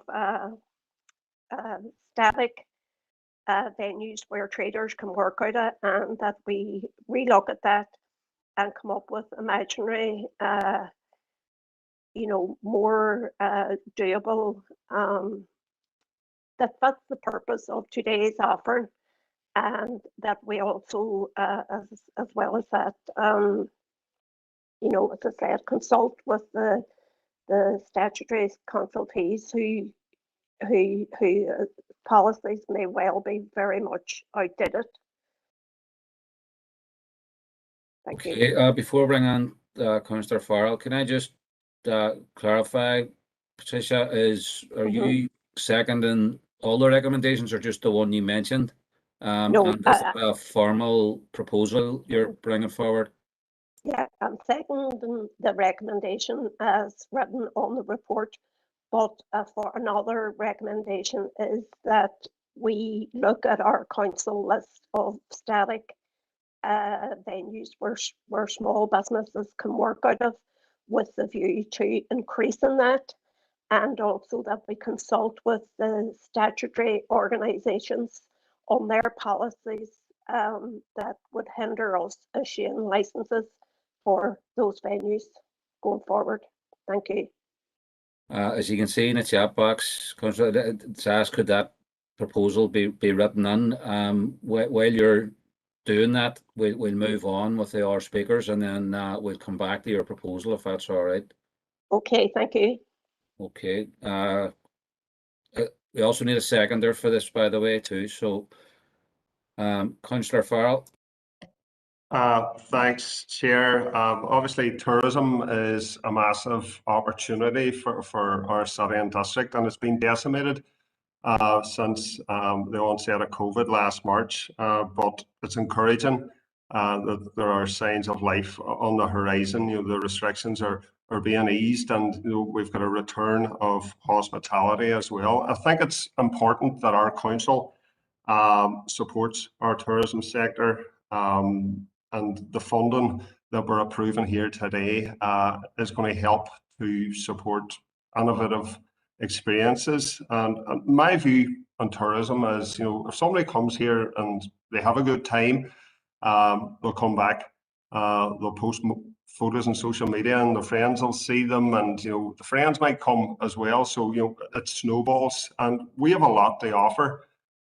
We've got great bars where tourists can enjoy the crack and the banter. We have great restaurants. We've got a really rich history, and we've got a number of museums that tell the story of this city and district. So we have a lot to offer, and I do think we have massive potential in terms of bringing jobs into the local economy, driven by an exciting tourism proposal. One particular aspect of this report that I am over the moon to see is about the Derry visitor pass. I know I had raised this at a business and culture meeting nearly 2 years ago, so I'm glad that it is finally happening. I had a look at the website at the weekend, and it looks really professional, really clear cut, and I think that's a really massive bonus, and it can only aid our growing tourism sector. So I am happy to second this if it needs a seconder, but well done, team. Thanks. Okay, thanks. Alderman Guy. Thanks, Chair. Councillor Farrell says most of what I was going to say, because I was going to cover the digital visitor pass, but just to say that it's great to see that it's ready to go, and concur with what Rory has says. But what's more imperative is that we turn around that one visitor night into 2 or 3 visitor nights.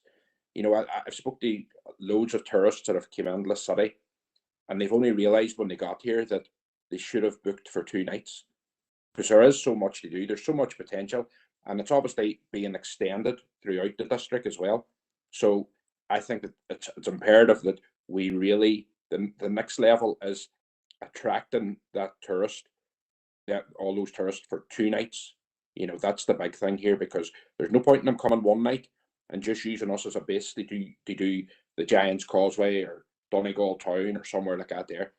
We need to be bringing them here for 2 or 3 nights, because there's at least 2 or 3 days of visitor attractions here, plus 2 or 3 nights of hospitality here as well that could be tapped into.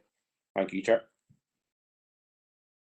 Okay, final indicated for Alderman Devaney. Chair, for allowing me in, and just kind of say we have no problem in supporting the recommendation coming forward here, and just say well done to Aileen and the team, and the DEP is very much on record that we would promote our tourism industry, and when we look over this last 15 months or 18 months, the tourism industry has been decimated because of COVID, but it's good to see that we're putting measures in place here to support the tourism industry as we come out of COVID. And probably the only question I want to ask, Chair, and it might be pertinent if somebody could answer me. I read on the radio today somewhere about our council investigating illegal businesses or whatever. I don't know whether that's the right terminology to use. And I'm just wondering if at this stage could I get a wee update in that, if we can be updated what is happening there, and the level that it's at. But I have to say, welcome the recommendation.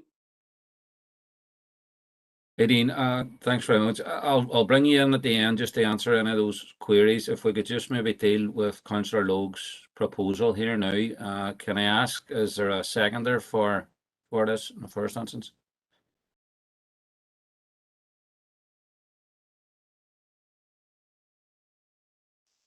Okay, I'm happy to second.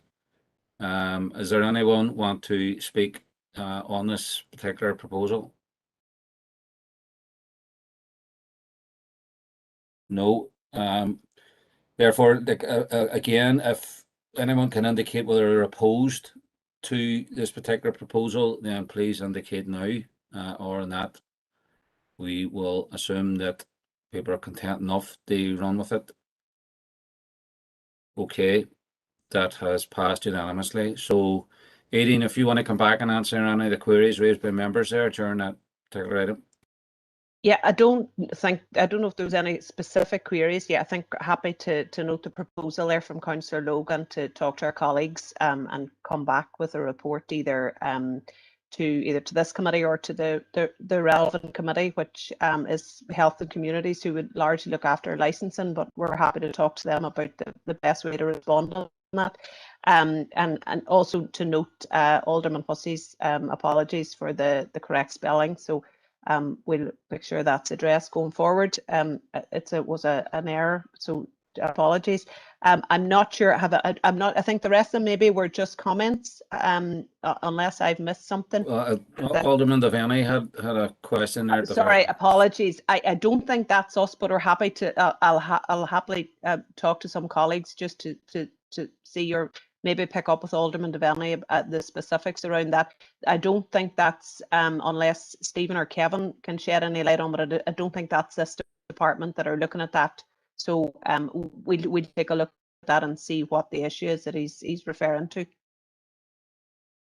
Okay, thanks for that. So again, I haven't heard anybody speaking against, and we'll just let it hang for a couple of seconds to see if anybody wants to indicate that they're not happy to support the recommendations. If not, then again we'll take this as unanimous and go through. Okay, no problem. So we're moving on to agenda item 11, and it's yourself again, Aideen. It is, yeah. Thank you, Chair. So, members, this is an update on Halloween 2021. And really, it's to give you an update on our current proposal for Halloween this year. Given that there's a likelihood that there will be still some restrictions in place and how we move towards that. It also seeks your approval to move forward with the budget allocation and the relevant procurement processes that are required. So, members, the introduction there to the report, I don't need to remind you what Halloween was like in 2019 and the proposal that we would have brought to this committee in a very hopeful manner in February 2020. And the scale of Halloween and where it had got to, but you all know what happened then in March 2020, and obviously we had really, I suppose, no Halloween of note last year, although we did do a lot of very strong, very strong community participation program, and you'll all remember the citywide dressing scheme of the large inflatables, and we had an extremely strong Halloween digital program that helped really keep the spirit and brand of the festival alive. So we know, we're emerging from lockdown, and we've been working very closely with all of our partners to try and look at best practice and try and engage, I suppose, if on the assumption that there will be some social distancing and restrictions in place by October, is how do we develop a festival along those lines? So we've received a provisional financial support of 120,000 from Tourism Northern Ireland through its International Events Fund. And this was carried over from the award that had been made provisionally to us for 2020. So it is when it's been carried forward, it's also currently under review, and I'll talk a little bit more about that when we come to the budget programme. The marketing campaign for Derry Halloween in the current climate provides opportunities really in our domestic and regional markets, and we're proposing to work very closely with Visit Derry and Tourism Northern Ireland to align the marketing activity with the overall recovery campaign. So any activity that we do will be primarily focused on domestic tourism and to support and revitalise the local industry. And the campaign will focus on the region as a key destination, and obviously collaborating with Visit Derry on packages. The campaign will commence, we hope, in the middle of this month, and will be a combination of digital and social media tactics. Above the line media activity will commence in mid-August, depending on where we're at that stage.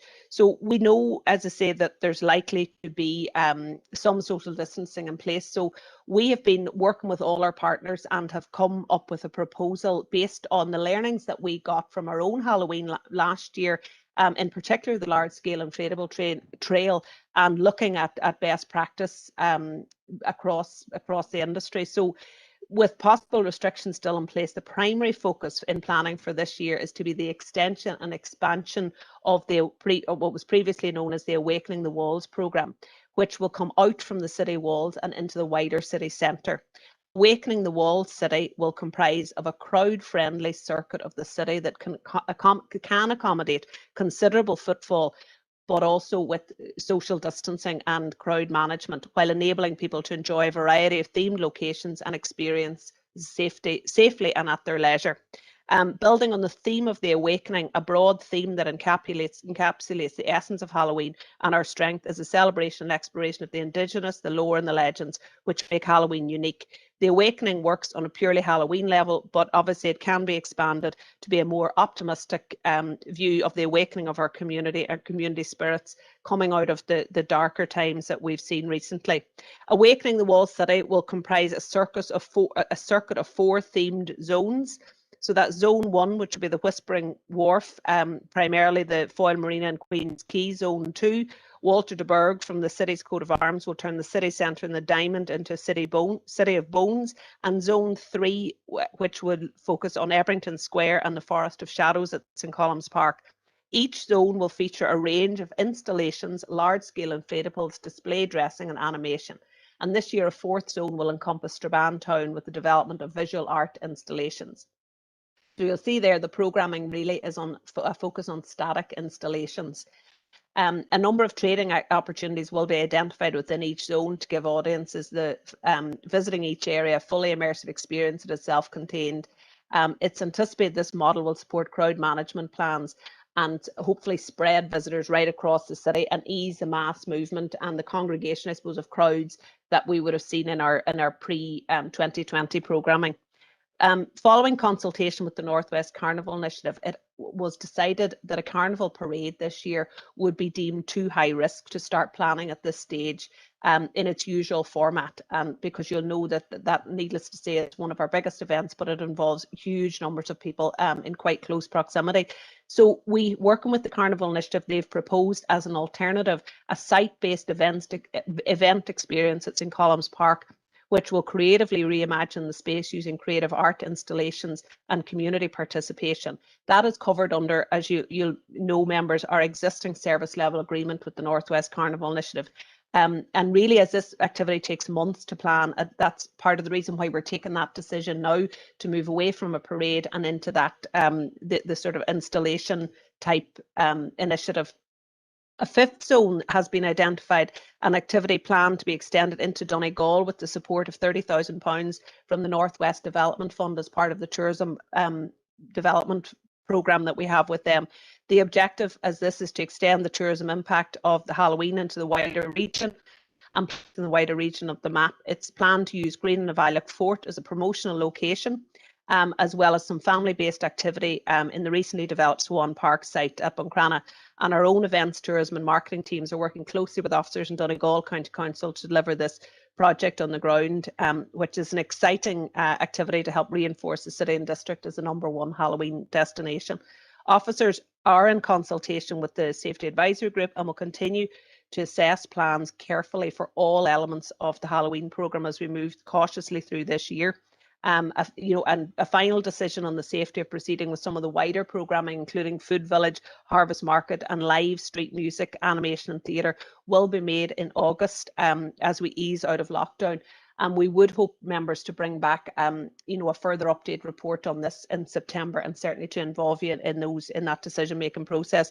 The proposed dates for this year are Friday the 29th of October to Sunday the 31st of October, with Awakening the Wall City programme running for 3 days and evenings. There will be a fireworks display on the 31st of October in both the city and Strabane, with final decision being made obviously in line with COVID guidelines at the time. Members should be aware that each year a firework site is proving harder to secure in Strabane, but we are continuing to work to explore this, and I know a number of members who are at the meeting today have been involved in supporting our search for a location at that. So we continue that pace, but it's just to note at this stage. Officers will work to explore opportunities for business and hospitality promotion and the rollout of the food brand to assist with the easing of lockdown. As with other years, a call will be made to all of the cultural organisations and hospitality and creative sectors right across the city and district to contribute and to be part of the wider programme. So as the city and district moves out from lockdown, the importance of economic impact this year is of particular importance, and it's proposed that an overall budget of 364,000 be allocated for this year's event from the existing festival and events budget. An additional 36,000 has already been committed, as you'll know, through the service level agreement with the North West Carnival Initiative. The budget level at the moment is necessary to allow for celebration within the current public safety guidelines and would ensure that the city and district is still firmly on the map as the key showcase for Halloween and maintain primarily the brand and presence for future years. The breakdown of income and projection and cost is set out in the report. The projected costs reflect the extended footprint of the event required to accommodate large numbers, and really there's, particularly in relation to production, health, safety and programming costs. A revised Halloween proposal has had to be submitted to Tourism Northern Ireland due to the changing environment, and we are awaiting the final outcome of this, as really it will change. That funding is based on the marketing focus, and the marketing focus has moved from international to domestic and national audiences. So this will be used, the budget will be used to enhance the event programme and the promotion of Halloween for future visitors. So the offer of financial assistance is proportionate to the investment made by council. Funding, as it noted, has already been secured from the Northwest Development Programme for the joint Donegal programme. As part of the tourism programme we have with them. And you should note, members, that the event programme and associated costs will be reflective, as I said, of public health guidelines. You should note that the large-scale animation pieces, once appointed, have a minimum of 50% contractual obligations to be made, even if the activity is unable to go ahead. So that's something that this can rise to 100% commitment of late notice. So we do our best to manage that, as you'll be aware, and we'll have done that over the last sort of 15 months to try and not incur costs, but there are some things that just are inevitable and that we're contracted to do once we take those decisions. So officers may have to appoint through single tender action some specialist installations to enhance this year's programme, but we'll report back for information and record in the register of decisions. Other smaller items will be procured by way of quotation request, and the majority of items are covered on current annual tenders. So members, it's recommended that you approve the financial and procurement arrangements set out in the report, subject to confirmation of funding from partners, and that you note the content of the report. It's also recommended that you approve the proposed outline of this year's Halloween programme, with a future report being brought to this committee, as I said, in September for information. And that'll be following consultation with the Culture Working Group if required. So happy to take any questions on that. Okay, thanks, Aileen. There's a couple of key decisions in there. I'm happy to again propose this particular item, and just from my own view, really welcome this. I think it's extremely important that this is one of the cities and the region's centerpiece events. This world famous, and at this period where we're hopefully emerging from the COVID crisis, this will be a really welcome signal that some sense of normality was returning to this region. So I think it's fantastic. I particularly like the fact that we're now moving and working on a more northwest basis, and that some of these events are going to be based in Donegal, both at the Green and Availet and Swan Park. And I think that might be the future in terms of making this an entire northwest event as opposed to simply a Derry and district one. So I have a number of people who are looking to speak here. So the first, Councillor Logue. Thank you, Chair, and again, thank you, Aileen, for the report, and thank you for all the hard work that was involved in putting this report together. And like the Chair, I would certainly welcome the involvement of Donegal, and they make this a truly northwest carnival, which is great. I do think it's a great idea. They have the 3 zones, which are spread out. 4 zones, which are going to be spread out quite well.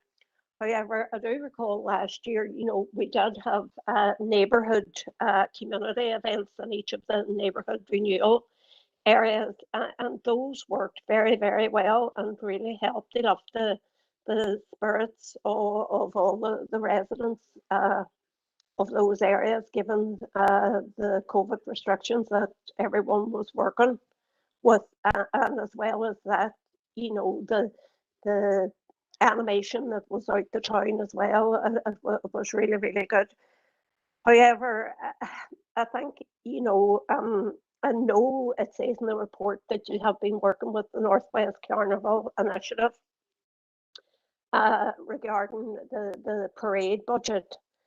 But I would be minded to propose that you go back to the Northwest Carnival Initiative and have a further discussion on whether we can once again incorporate the neighbourhood renewal areas into that budget, instead of having it in St. Colum's Park, given that St. Colum's Park already is a zone.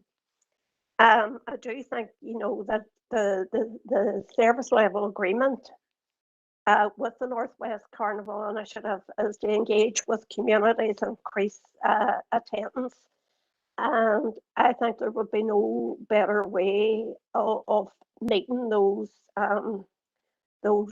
service level agreement, but by actually going out and into the communities and engage the communities at source. And we don't know what restrictions we're going to be working with this year coming. Hopefully they won't be as stringent as the ones we had to work with last year. But I certainly believe that, the taking it out of the town and the city centres last year was really, really beneficial, and would like to see that continue. So I would be proposing, instead of using the parade budget for the event in St. Colum's Park, I'm not saying we take that off the table altogether, but that a further discussion is had with the Northwest Carnival Initiative on and incorporating maybe that budget into the neighbourhood renewal areas. Thank you. Okay, I take it that again as a formal proposal. So if you could summarily put some words I'll into put the that chat on, box on yeah. that, and Okay. we'd move on with the other speakers while you're doing it. So next is Councillor Farrell. Thanks, Chair. It's good to see exciting plans in place for Derry's most cherished annual event. Halloween is a key highlight of our cultural calendar, and the scale of our celebrations are unique across these islands. I particularly welcome, the 4 zones. We've got down the quay, we've got up the town, we've got Ebrington and St. Colum's Park, and we've got a zone in Strabane as well. I understand the rationale behind not having the parade. There's a lot of uncertainty around what the restrictions are going to be, and we don't want to be encouraging thousands of people in the city centre in close proximity. So I welcome plans for some sort of site-based event at St. Colum's Park, and I also welcome the cross-border aspect of this. I think it's important that we cooperate with our neighbours in Donegal, and we can use, Greening and the beautiful Swan Park to enhance that tourism offering. And last but not least, fireworks, everybody loves them. So it's good to see that we're going to have them. So it's an interesting and innovative programme. So well done, team. And I have 2 questions. In terms of, right, so the total budget's 590k. We expect 120k from Tourism NI. Have we any clarity in terms of when we expect an actual decision on that, a letter of offer? And the final question is, how does the £590,000 budget compare to our last proper Halloween celebration in terms of 2019? Thank you. Okay, Alderman Hussey. Thank you for allowing me in, Chair. If I were Derry City or a Strabane District Councillor, Strabane Town Councillor, I'd be over the moon about this. But over the years, the Halloween festival has been developing and spreading throughout our district. The inaugural event in, I think, the previous 12 Halloween festivals was the Apple Fair in Castleberry. I don't see it mentioned. Yet at the same time, we're talking about we're going to reach out and have something in Donegal, which isn't in our district. I don't mind that, but it's not in our district council area. Are we ignoring part of our district council area? Maybe I've missed it in the presentation that it is going to be there. And I mean, is there going to be installations beyond the city and Strabane town? I don't know. The activities in Buncrana, the amount of spend, you know, it's great, absolutely fantastic. But let's at least see the advantage that was developing and spreading throughout our entire district being reinstated. If it's in this current form, I don't have a vote in this committee, I'm not on this committee, but this going to council, I can assure you, I will not be supporting this in full council unless I see that we have at least a continuation of a stage that we had reached previously, where there was that outreach to our rural areas within the overall core. And I admit the core has to be city-based, but there was an outreach, and I don't see it here, and I want to see it. Thank you, Chair. Okay, Councillor Raymond Barr. Thank you, Chair. Could anything be a wee bit more specific just in relation to the difficulty in acquiring a site in Strabane?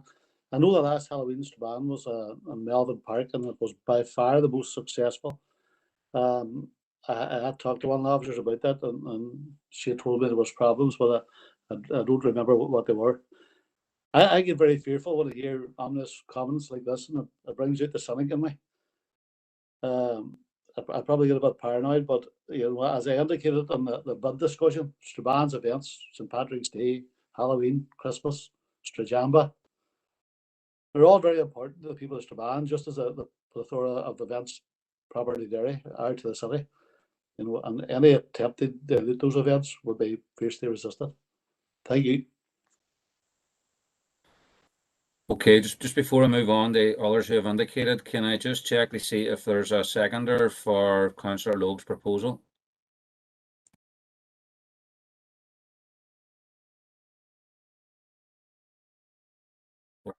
Okay, I'd second that. They're seconded in the chat box, sorry, by Councillor Mellon. So, Councillor Harkin. Thanks, Chair. I think, like everybody else, I welcome the fact that we're at a point where we can look to have, you know, Halloween be more of what it's been this coming year. And I welcome the work that council officers have done in terms of bringing this presentation to us today. And look, Halloween is all about the best that Derry and the district has to offer. And I think that this is something we want people to be as involved in as possible. It's where artists and others get to showcase their talents, and we've got so much talent in our district. I think it's a way to involve people right across the district in directly participating in shaping it, but also, you know, seeing a brilliant week of events so that they can enjoy it. And I agree with people that it should be done in as many places as possible. And so for all those reasons, that this is a good sign, and it's also us attempting to kind of climb back out of the lockdown and everything else. And I think it seems to me a lot of thought has been put into how to think about this year and how to shape it. And you know, last year we were working under very strict conditions, and I think that there was some of the stuff done in the community was very good, and I welcome that. So what I would say in terms of where we go is, I don't think we should, as councillors, go and tell the Northwest Community Initiative, we want you to do it this way. I think we should go and have a conversation with them about what is the best way to, meet all the goals and objectives we have as a district. Community participation, allowing artists to express themselves, getting the broadest involvement of as many people, having a great event for the city that people can really enjoy, and that helps the city, the district recover, and where we can do it in as many places as possible.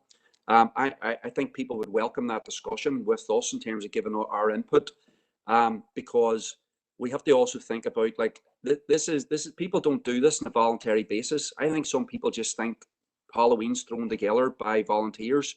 Sometimes there's a way in which the work of artists in our cultural sector isn't fully appreciated, where they and I think it's true that they do a tremendous amount of work with very little funding or very little resources, meaning that they work well beyond whatever minimum wage would be. The number of hours that they're putting in, I think, would go way beyond what they'd be getting paid, and that's because they believe in art. They believe in the work that art can have on our communities in terms of health and well-being and mental good health and all that sort of stuff. So we also have to be aware that the more we ask people to do, the more complicated we make it. That is people's work as well as their artistic expression, because their people are working to get communities involved as well. So I think that we should be thinking this through and how to get people involved in communities to be at the centre of it. But I also think we should be in a conversation rather than dictating to people how to do it. So that's what I would say in terms of the overall. I think it's the overall direction of this, and then maybe that's about the proposal, which I'm not opposed to going and talking to people about how to maximise community involvement. Okay, I'm just conscious Aideen has to leave us, and there was people ask questions. So before I move on with the other speakers on this, if Aideen wants to come in and deal with some of that. Yeah, sure. I'll try and answer as many questions and give it an update as far as I can. And appreciate you probably talk further about Councillor Logue's proposal, but just to note, largely the activity proposed at St. Colum's Park is through the Northwest Carnival Initiative, but we're happy to have those conversations and to pick up. I mean, if you want to continue those, we can incorporate the comments into the chat. Or into those discussions rather. Just to answer Councillor Farrell's, yeah, we're hoping for a decision on that as soon as we can. There's a lot of uncertainties, yeah, as I'm sure you'll appreciate, in relation to events and where they're going, but we are working very closely with Tourism Northern Ireland to get some clarity on that. In relation to the budget, it's very similar to 2019. And to respond to Alderman Hussey's query, as you know, the Castleberg Apple Fair has always been very much part of the City and District's Halloween celebrations and activity. We don't know, and I suppose this is part of the wider environment. It's not specifically mentioned in here, but there is reference to the fact that we will be working with groups right across the City and District to participate in Halloween this year, and that's one thing in particular that we're hoping to get some clarity on. As you know, it hasn't been council led, but it's been very much supported by our own activity. So we're hoping to, and I suppose we would expect to bring back a further update on that in September as we move through the next couple of months and get some clarity on who is going to be able to do what. And just to go back to Councillor Raymond Barr, just in relation to the site at Strabane, we're happy to pick up directly and maybe we can bring this discussion around the safety aspects of the fireworks site in Strabane.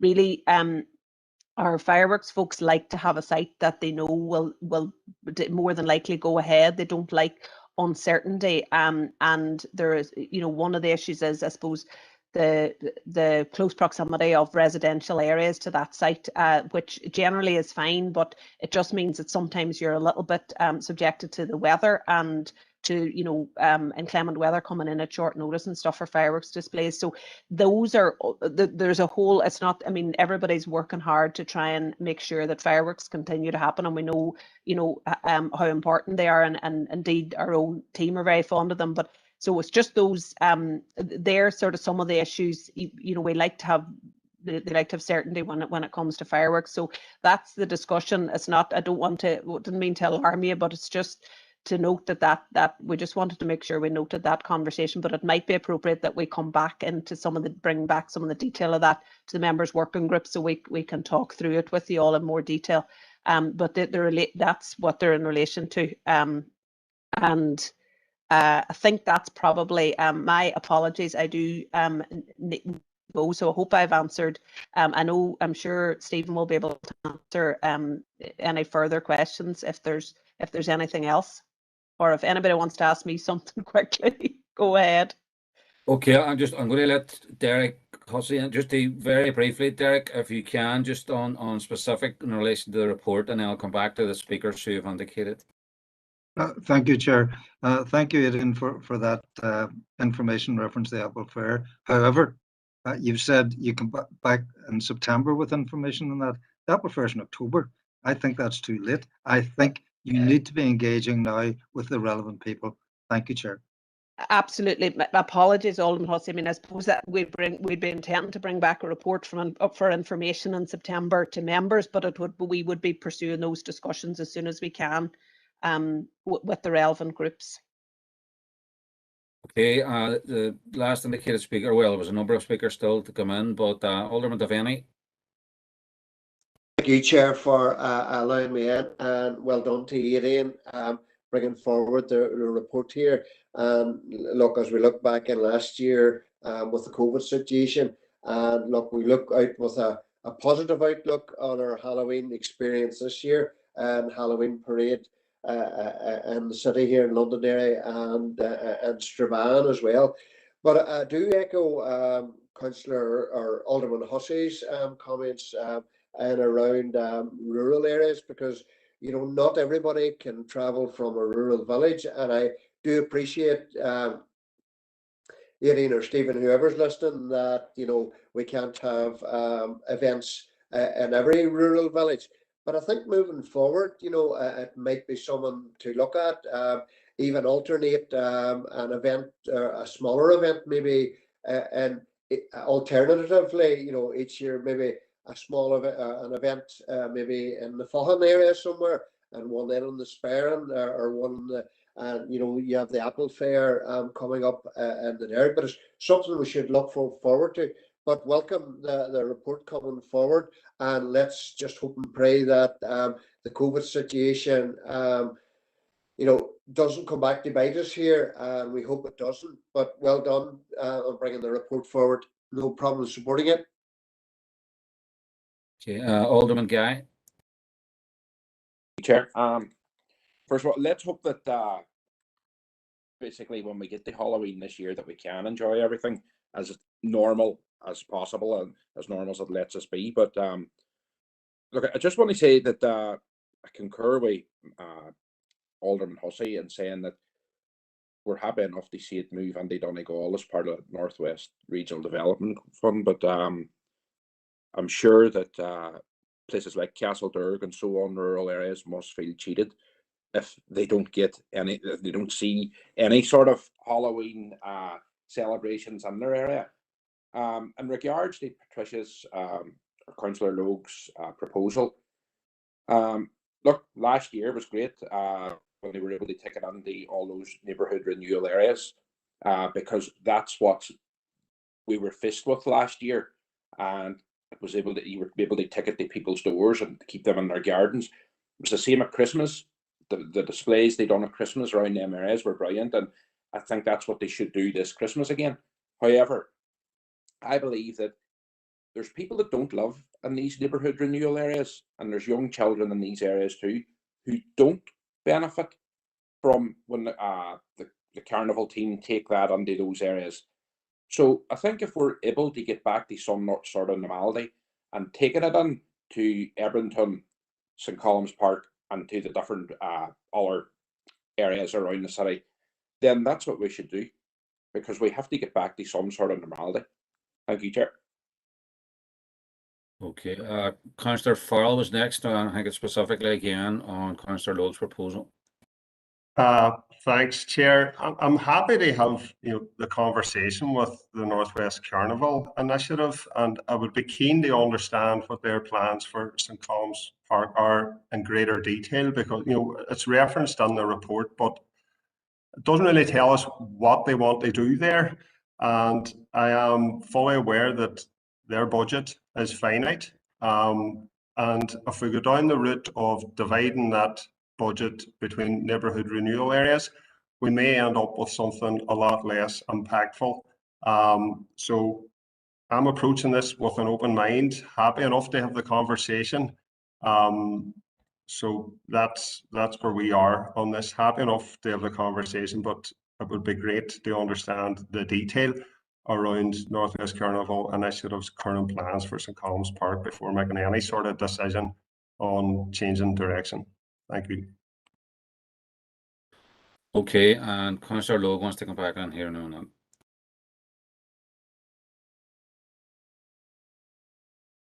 Thank you, Chair. Thank you for allowing me back on. I just want to reflect on a couple of the statements that were made by the people before profit, Councillor. We have always in Sinn Féin appreciated the work of the arts sector, and we always say that, and we do know the impact that their work has on people's health and mental health issues and their total well-being. And at no time do we think they're just a group of volunteer workers that come in every now and again and do a wee thing here and there. They are fully appreciated. And can I just also state for the record, as said, as written actually in my proposal, I didn't propose that we go and tell the Northwest Carnival Initiative what to do. I said we have a further conversation with them to include our views and thoughts on how we might proceed with this year's Halloween celebrations. So that's what that proposal is, and I don't want it to be misconstrued as and said that Sinn Féin are telling people what to do. Thank you. Okay, Stephen, I think we're going to take this to a vote, just given there's mixed views on it. So if you could maybe do that now, and we'll deal with this item before we move on to the substantive item. Yeah, okay, Chair. Sorry, Chair, would it be possible to see the actual proposal, because nobody's disagreeing with the conversation? So is there more to it than that? Because I'm just looking for the proposal beyond having a conversation with the Northwest Carnival Initiative. Thanks. Well, okay, Sean, the proposal is left out in the chat box there by Councillor Logue earlier, so I don't think it goes beyond that at this stage. So that's what we're voting on. And that's also been seconded. So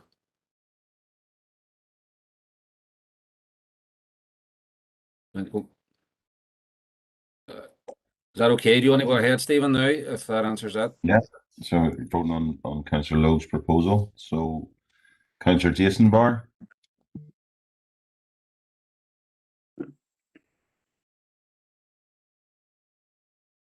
Councillor Raymond Barr. For Stephen. I see Councillor Sinoni Barr has joined us. No. Yes, I'm here. That's fine. No. Yeah.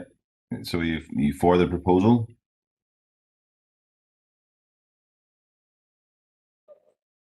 Okay. Councillor Shawna Cusack. For. Alderman Devaney. For. Councillor Donnelly. For.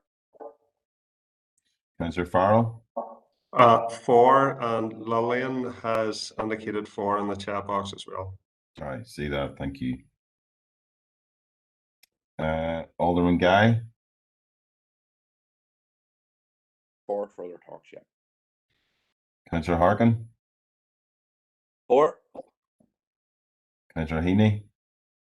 For. Councillor Lowe. For. Councillor McGuire. Councillor Millen. For. And Alderman Ramsey. For. Stephen, just Councillor McGuire had to go in other business. No problem. Thank you.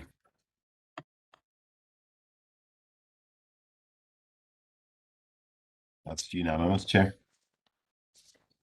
Okay, thanks for that, Stephen.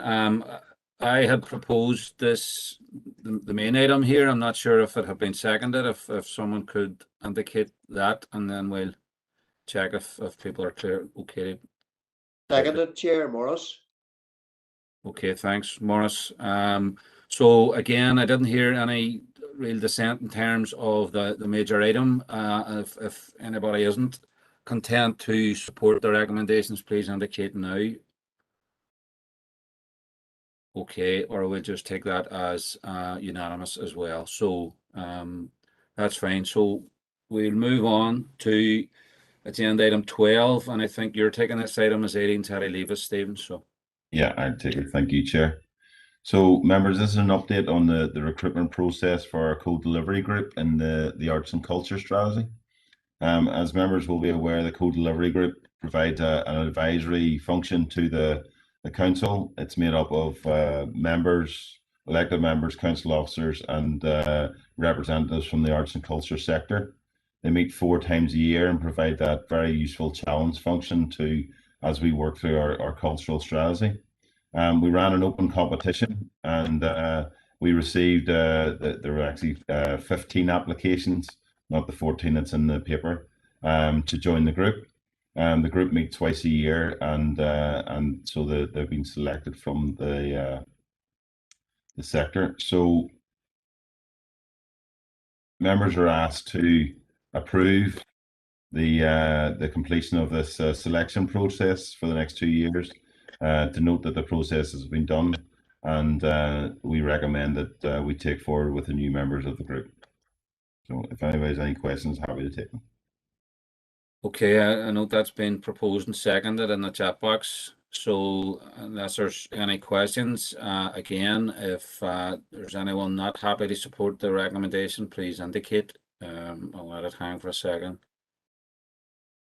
Okay, again, that's unanimous, Stephen, so we can move on again. We're now moving into the open for information section, and I intend to sort of take these in 2 blocks. So in relation to items 13 to 15, is there anyone wishing to comment on any of the items there? Okay, first, Councillor Farrell. Thanks yet again, Chair. So it's item 13. It's about fire and rehire, and this was proposed at our last business and culture meeting. It's disappointing that our council doesn't have any sort of legal power to reprimand firms that engage in fire and rehire practices. So it is now up to the executive to legislate, to ban this completely unfair practice, and I hope they do so as a matter of urgency. Thank you. Okay, Councillor Harkin. Yeah, thanks, Chair. Look, I think it's disappointing that our legal advice says that we can't block companies that engage in fire and rehire practices from being able to tender for council funding, council projects, council work. And I do think that I'm wondering, I mean, our council has ethical practices or ethical demands on companies that we engage with. We also have in our corporate position that we oppose slash and burn on workers' rights, and that includes this. This is slash and burn on workers' rights. There's estimates that 1 in 10 workers are being fired and then rehired at worse pay terms and conditions. And I'm sure people have seen the frightening articles about possible insolvencies at a lot of companies across the north, depending on how the building out of the pandemic works. So, I query the legal advice that we're getting here on this. Of course, the Stormont executive has a role to legislate to ban this. And I hope that they act very quickly, but I'm not confident because every single promise that the Stormont executive, all the parties have signed up to in terms of workers' rights, none of them, not a single one of them have been delivered on. Safe staffing, changing, devolving the minimum wage, increasing workers' rights. The new decade, new approach also said it's already agreed that we would ban zero-hour contracts. Again, the executive has failed to act on any and all of these. So I'm not confident that the executive will do this. I think we should pressure them to do it. But the reality is, I think what's far more effective is what workers at the bus workers in Manchester did, Go Northwest. They fought this. They went on strike for 85 days and they eventually won. But workers shouldn't have to do that against these slash and burn practices. So, I'm asking again for council legal to look at this based on our own corporate positions around slash and burn and the ethical demands we would have on any company engaging with the tendering with the council. And of course, we should continue to push the Stormont executive to legislate to ban this, along with all the other anti-working class practices that haven't received any action from Stormont in 20 years. Thank you. Okay, before I move on to the second block of things, is there anything you want to say, Stephen, in relation to the points made? Or I mean, I'm happy to go back to our legal advisor, and if needs be, I can ask Philip to attend the next committee meeting, to maybe update members directly, so as we take any questions there. But he was quite clear when I asked him the questions. So, and we have also written to the department as instructed also, and we haven't received a response back yet. But happy to take those comments back and talk to Philip. okay, now look, Andy, for items 16 to 18, I think Alderman Ramsey has indicated that he wants, and if there's anyone else, put your name in the chat, please. Chair, are you looking me in now? Yeah, go ahead. Go ahead. Thank you, Chair. Yes, Chair. Yeah, with reference to our play park strategy, first of all, I'd like to thank the officers for the report. The report doesn't make good reading, as we all know. As a matter of fact, our play park provision, we're in difficulties going forward because of the many that are well below the score in the red, basically, and that is now increased for the number of ones that have been removed because of health and safety. We have a number of parks which really no longer exist, and that's even after this scoring. So this has to be a major priority going forward, and I know it's been muted at another meeting recently, and there seemed to be agreement about how we try and ring fence money from assets or whatever, and going forward, and how we move forward. And I know that this is an issue for everyone out there, because all councillors have areas where, especially rural and the areas that are in the red, which are 28 or 29 parks currently, are not fit for purpose. So this is a major task going forward, and we do have a consultation starting soon. And as a council, we have to prioritise this here as one of our main capital projects, as we have to have proper play facilities for our kids going forward. So we need to keep a close eye on this one. Thank you. Okay, not sure if there's anything for you to respond there, Stephen. It's just making a comment, but so that ends normal business, folks. So if we can now ensure that the live feed is turned off, we'll move on to confidential for the end of this now. Thanks.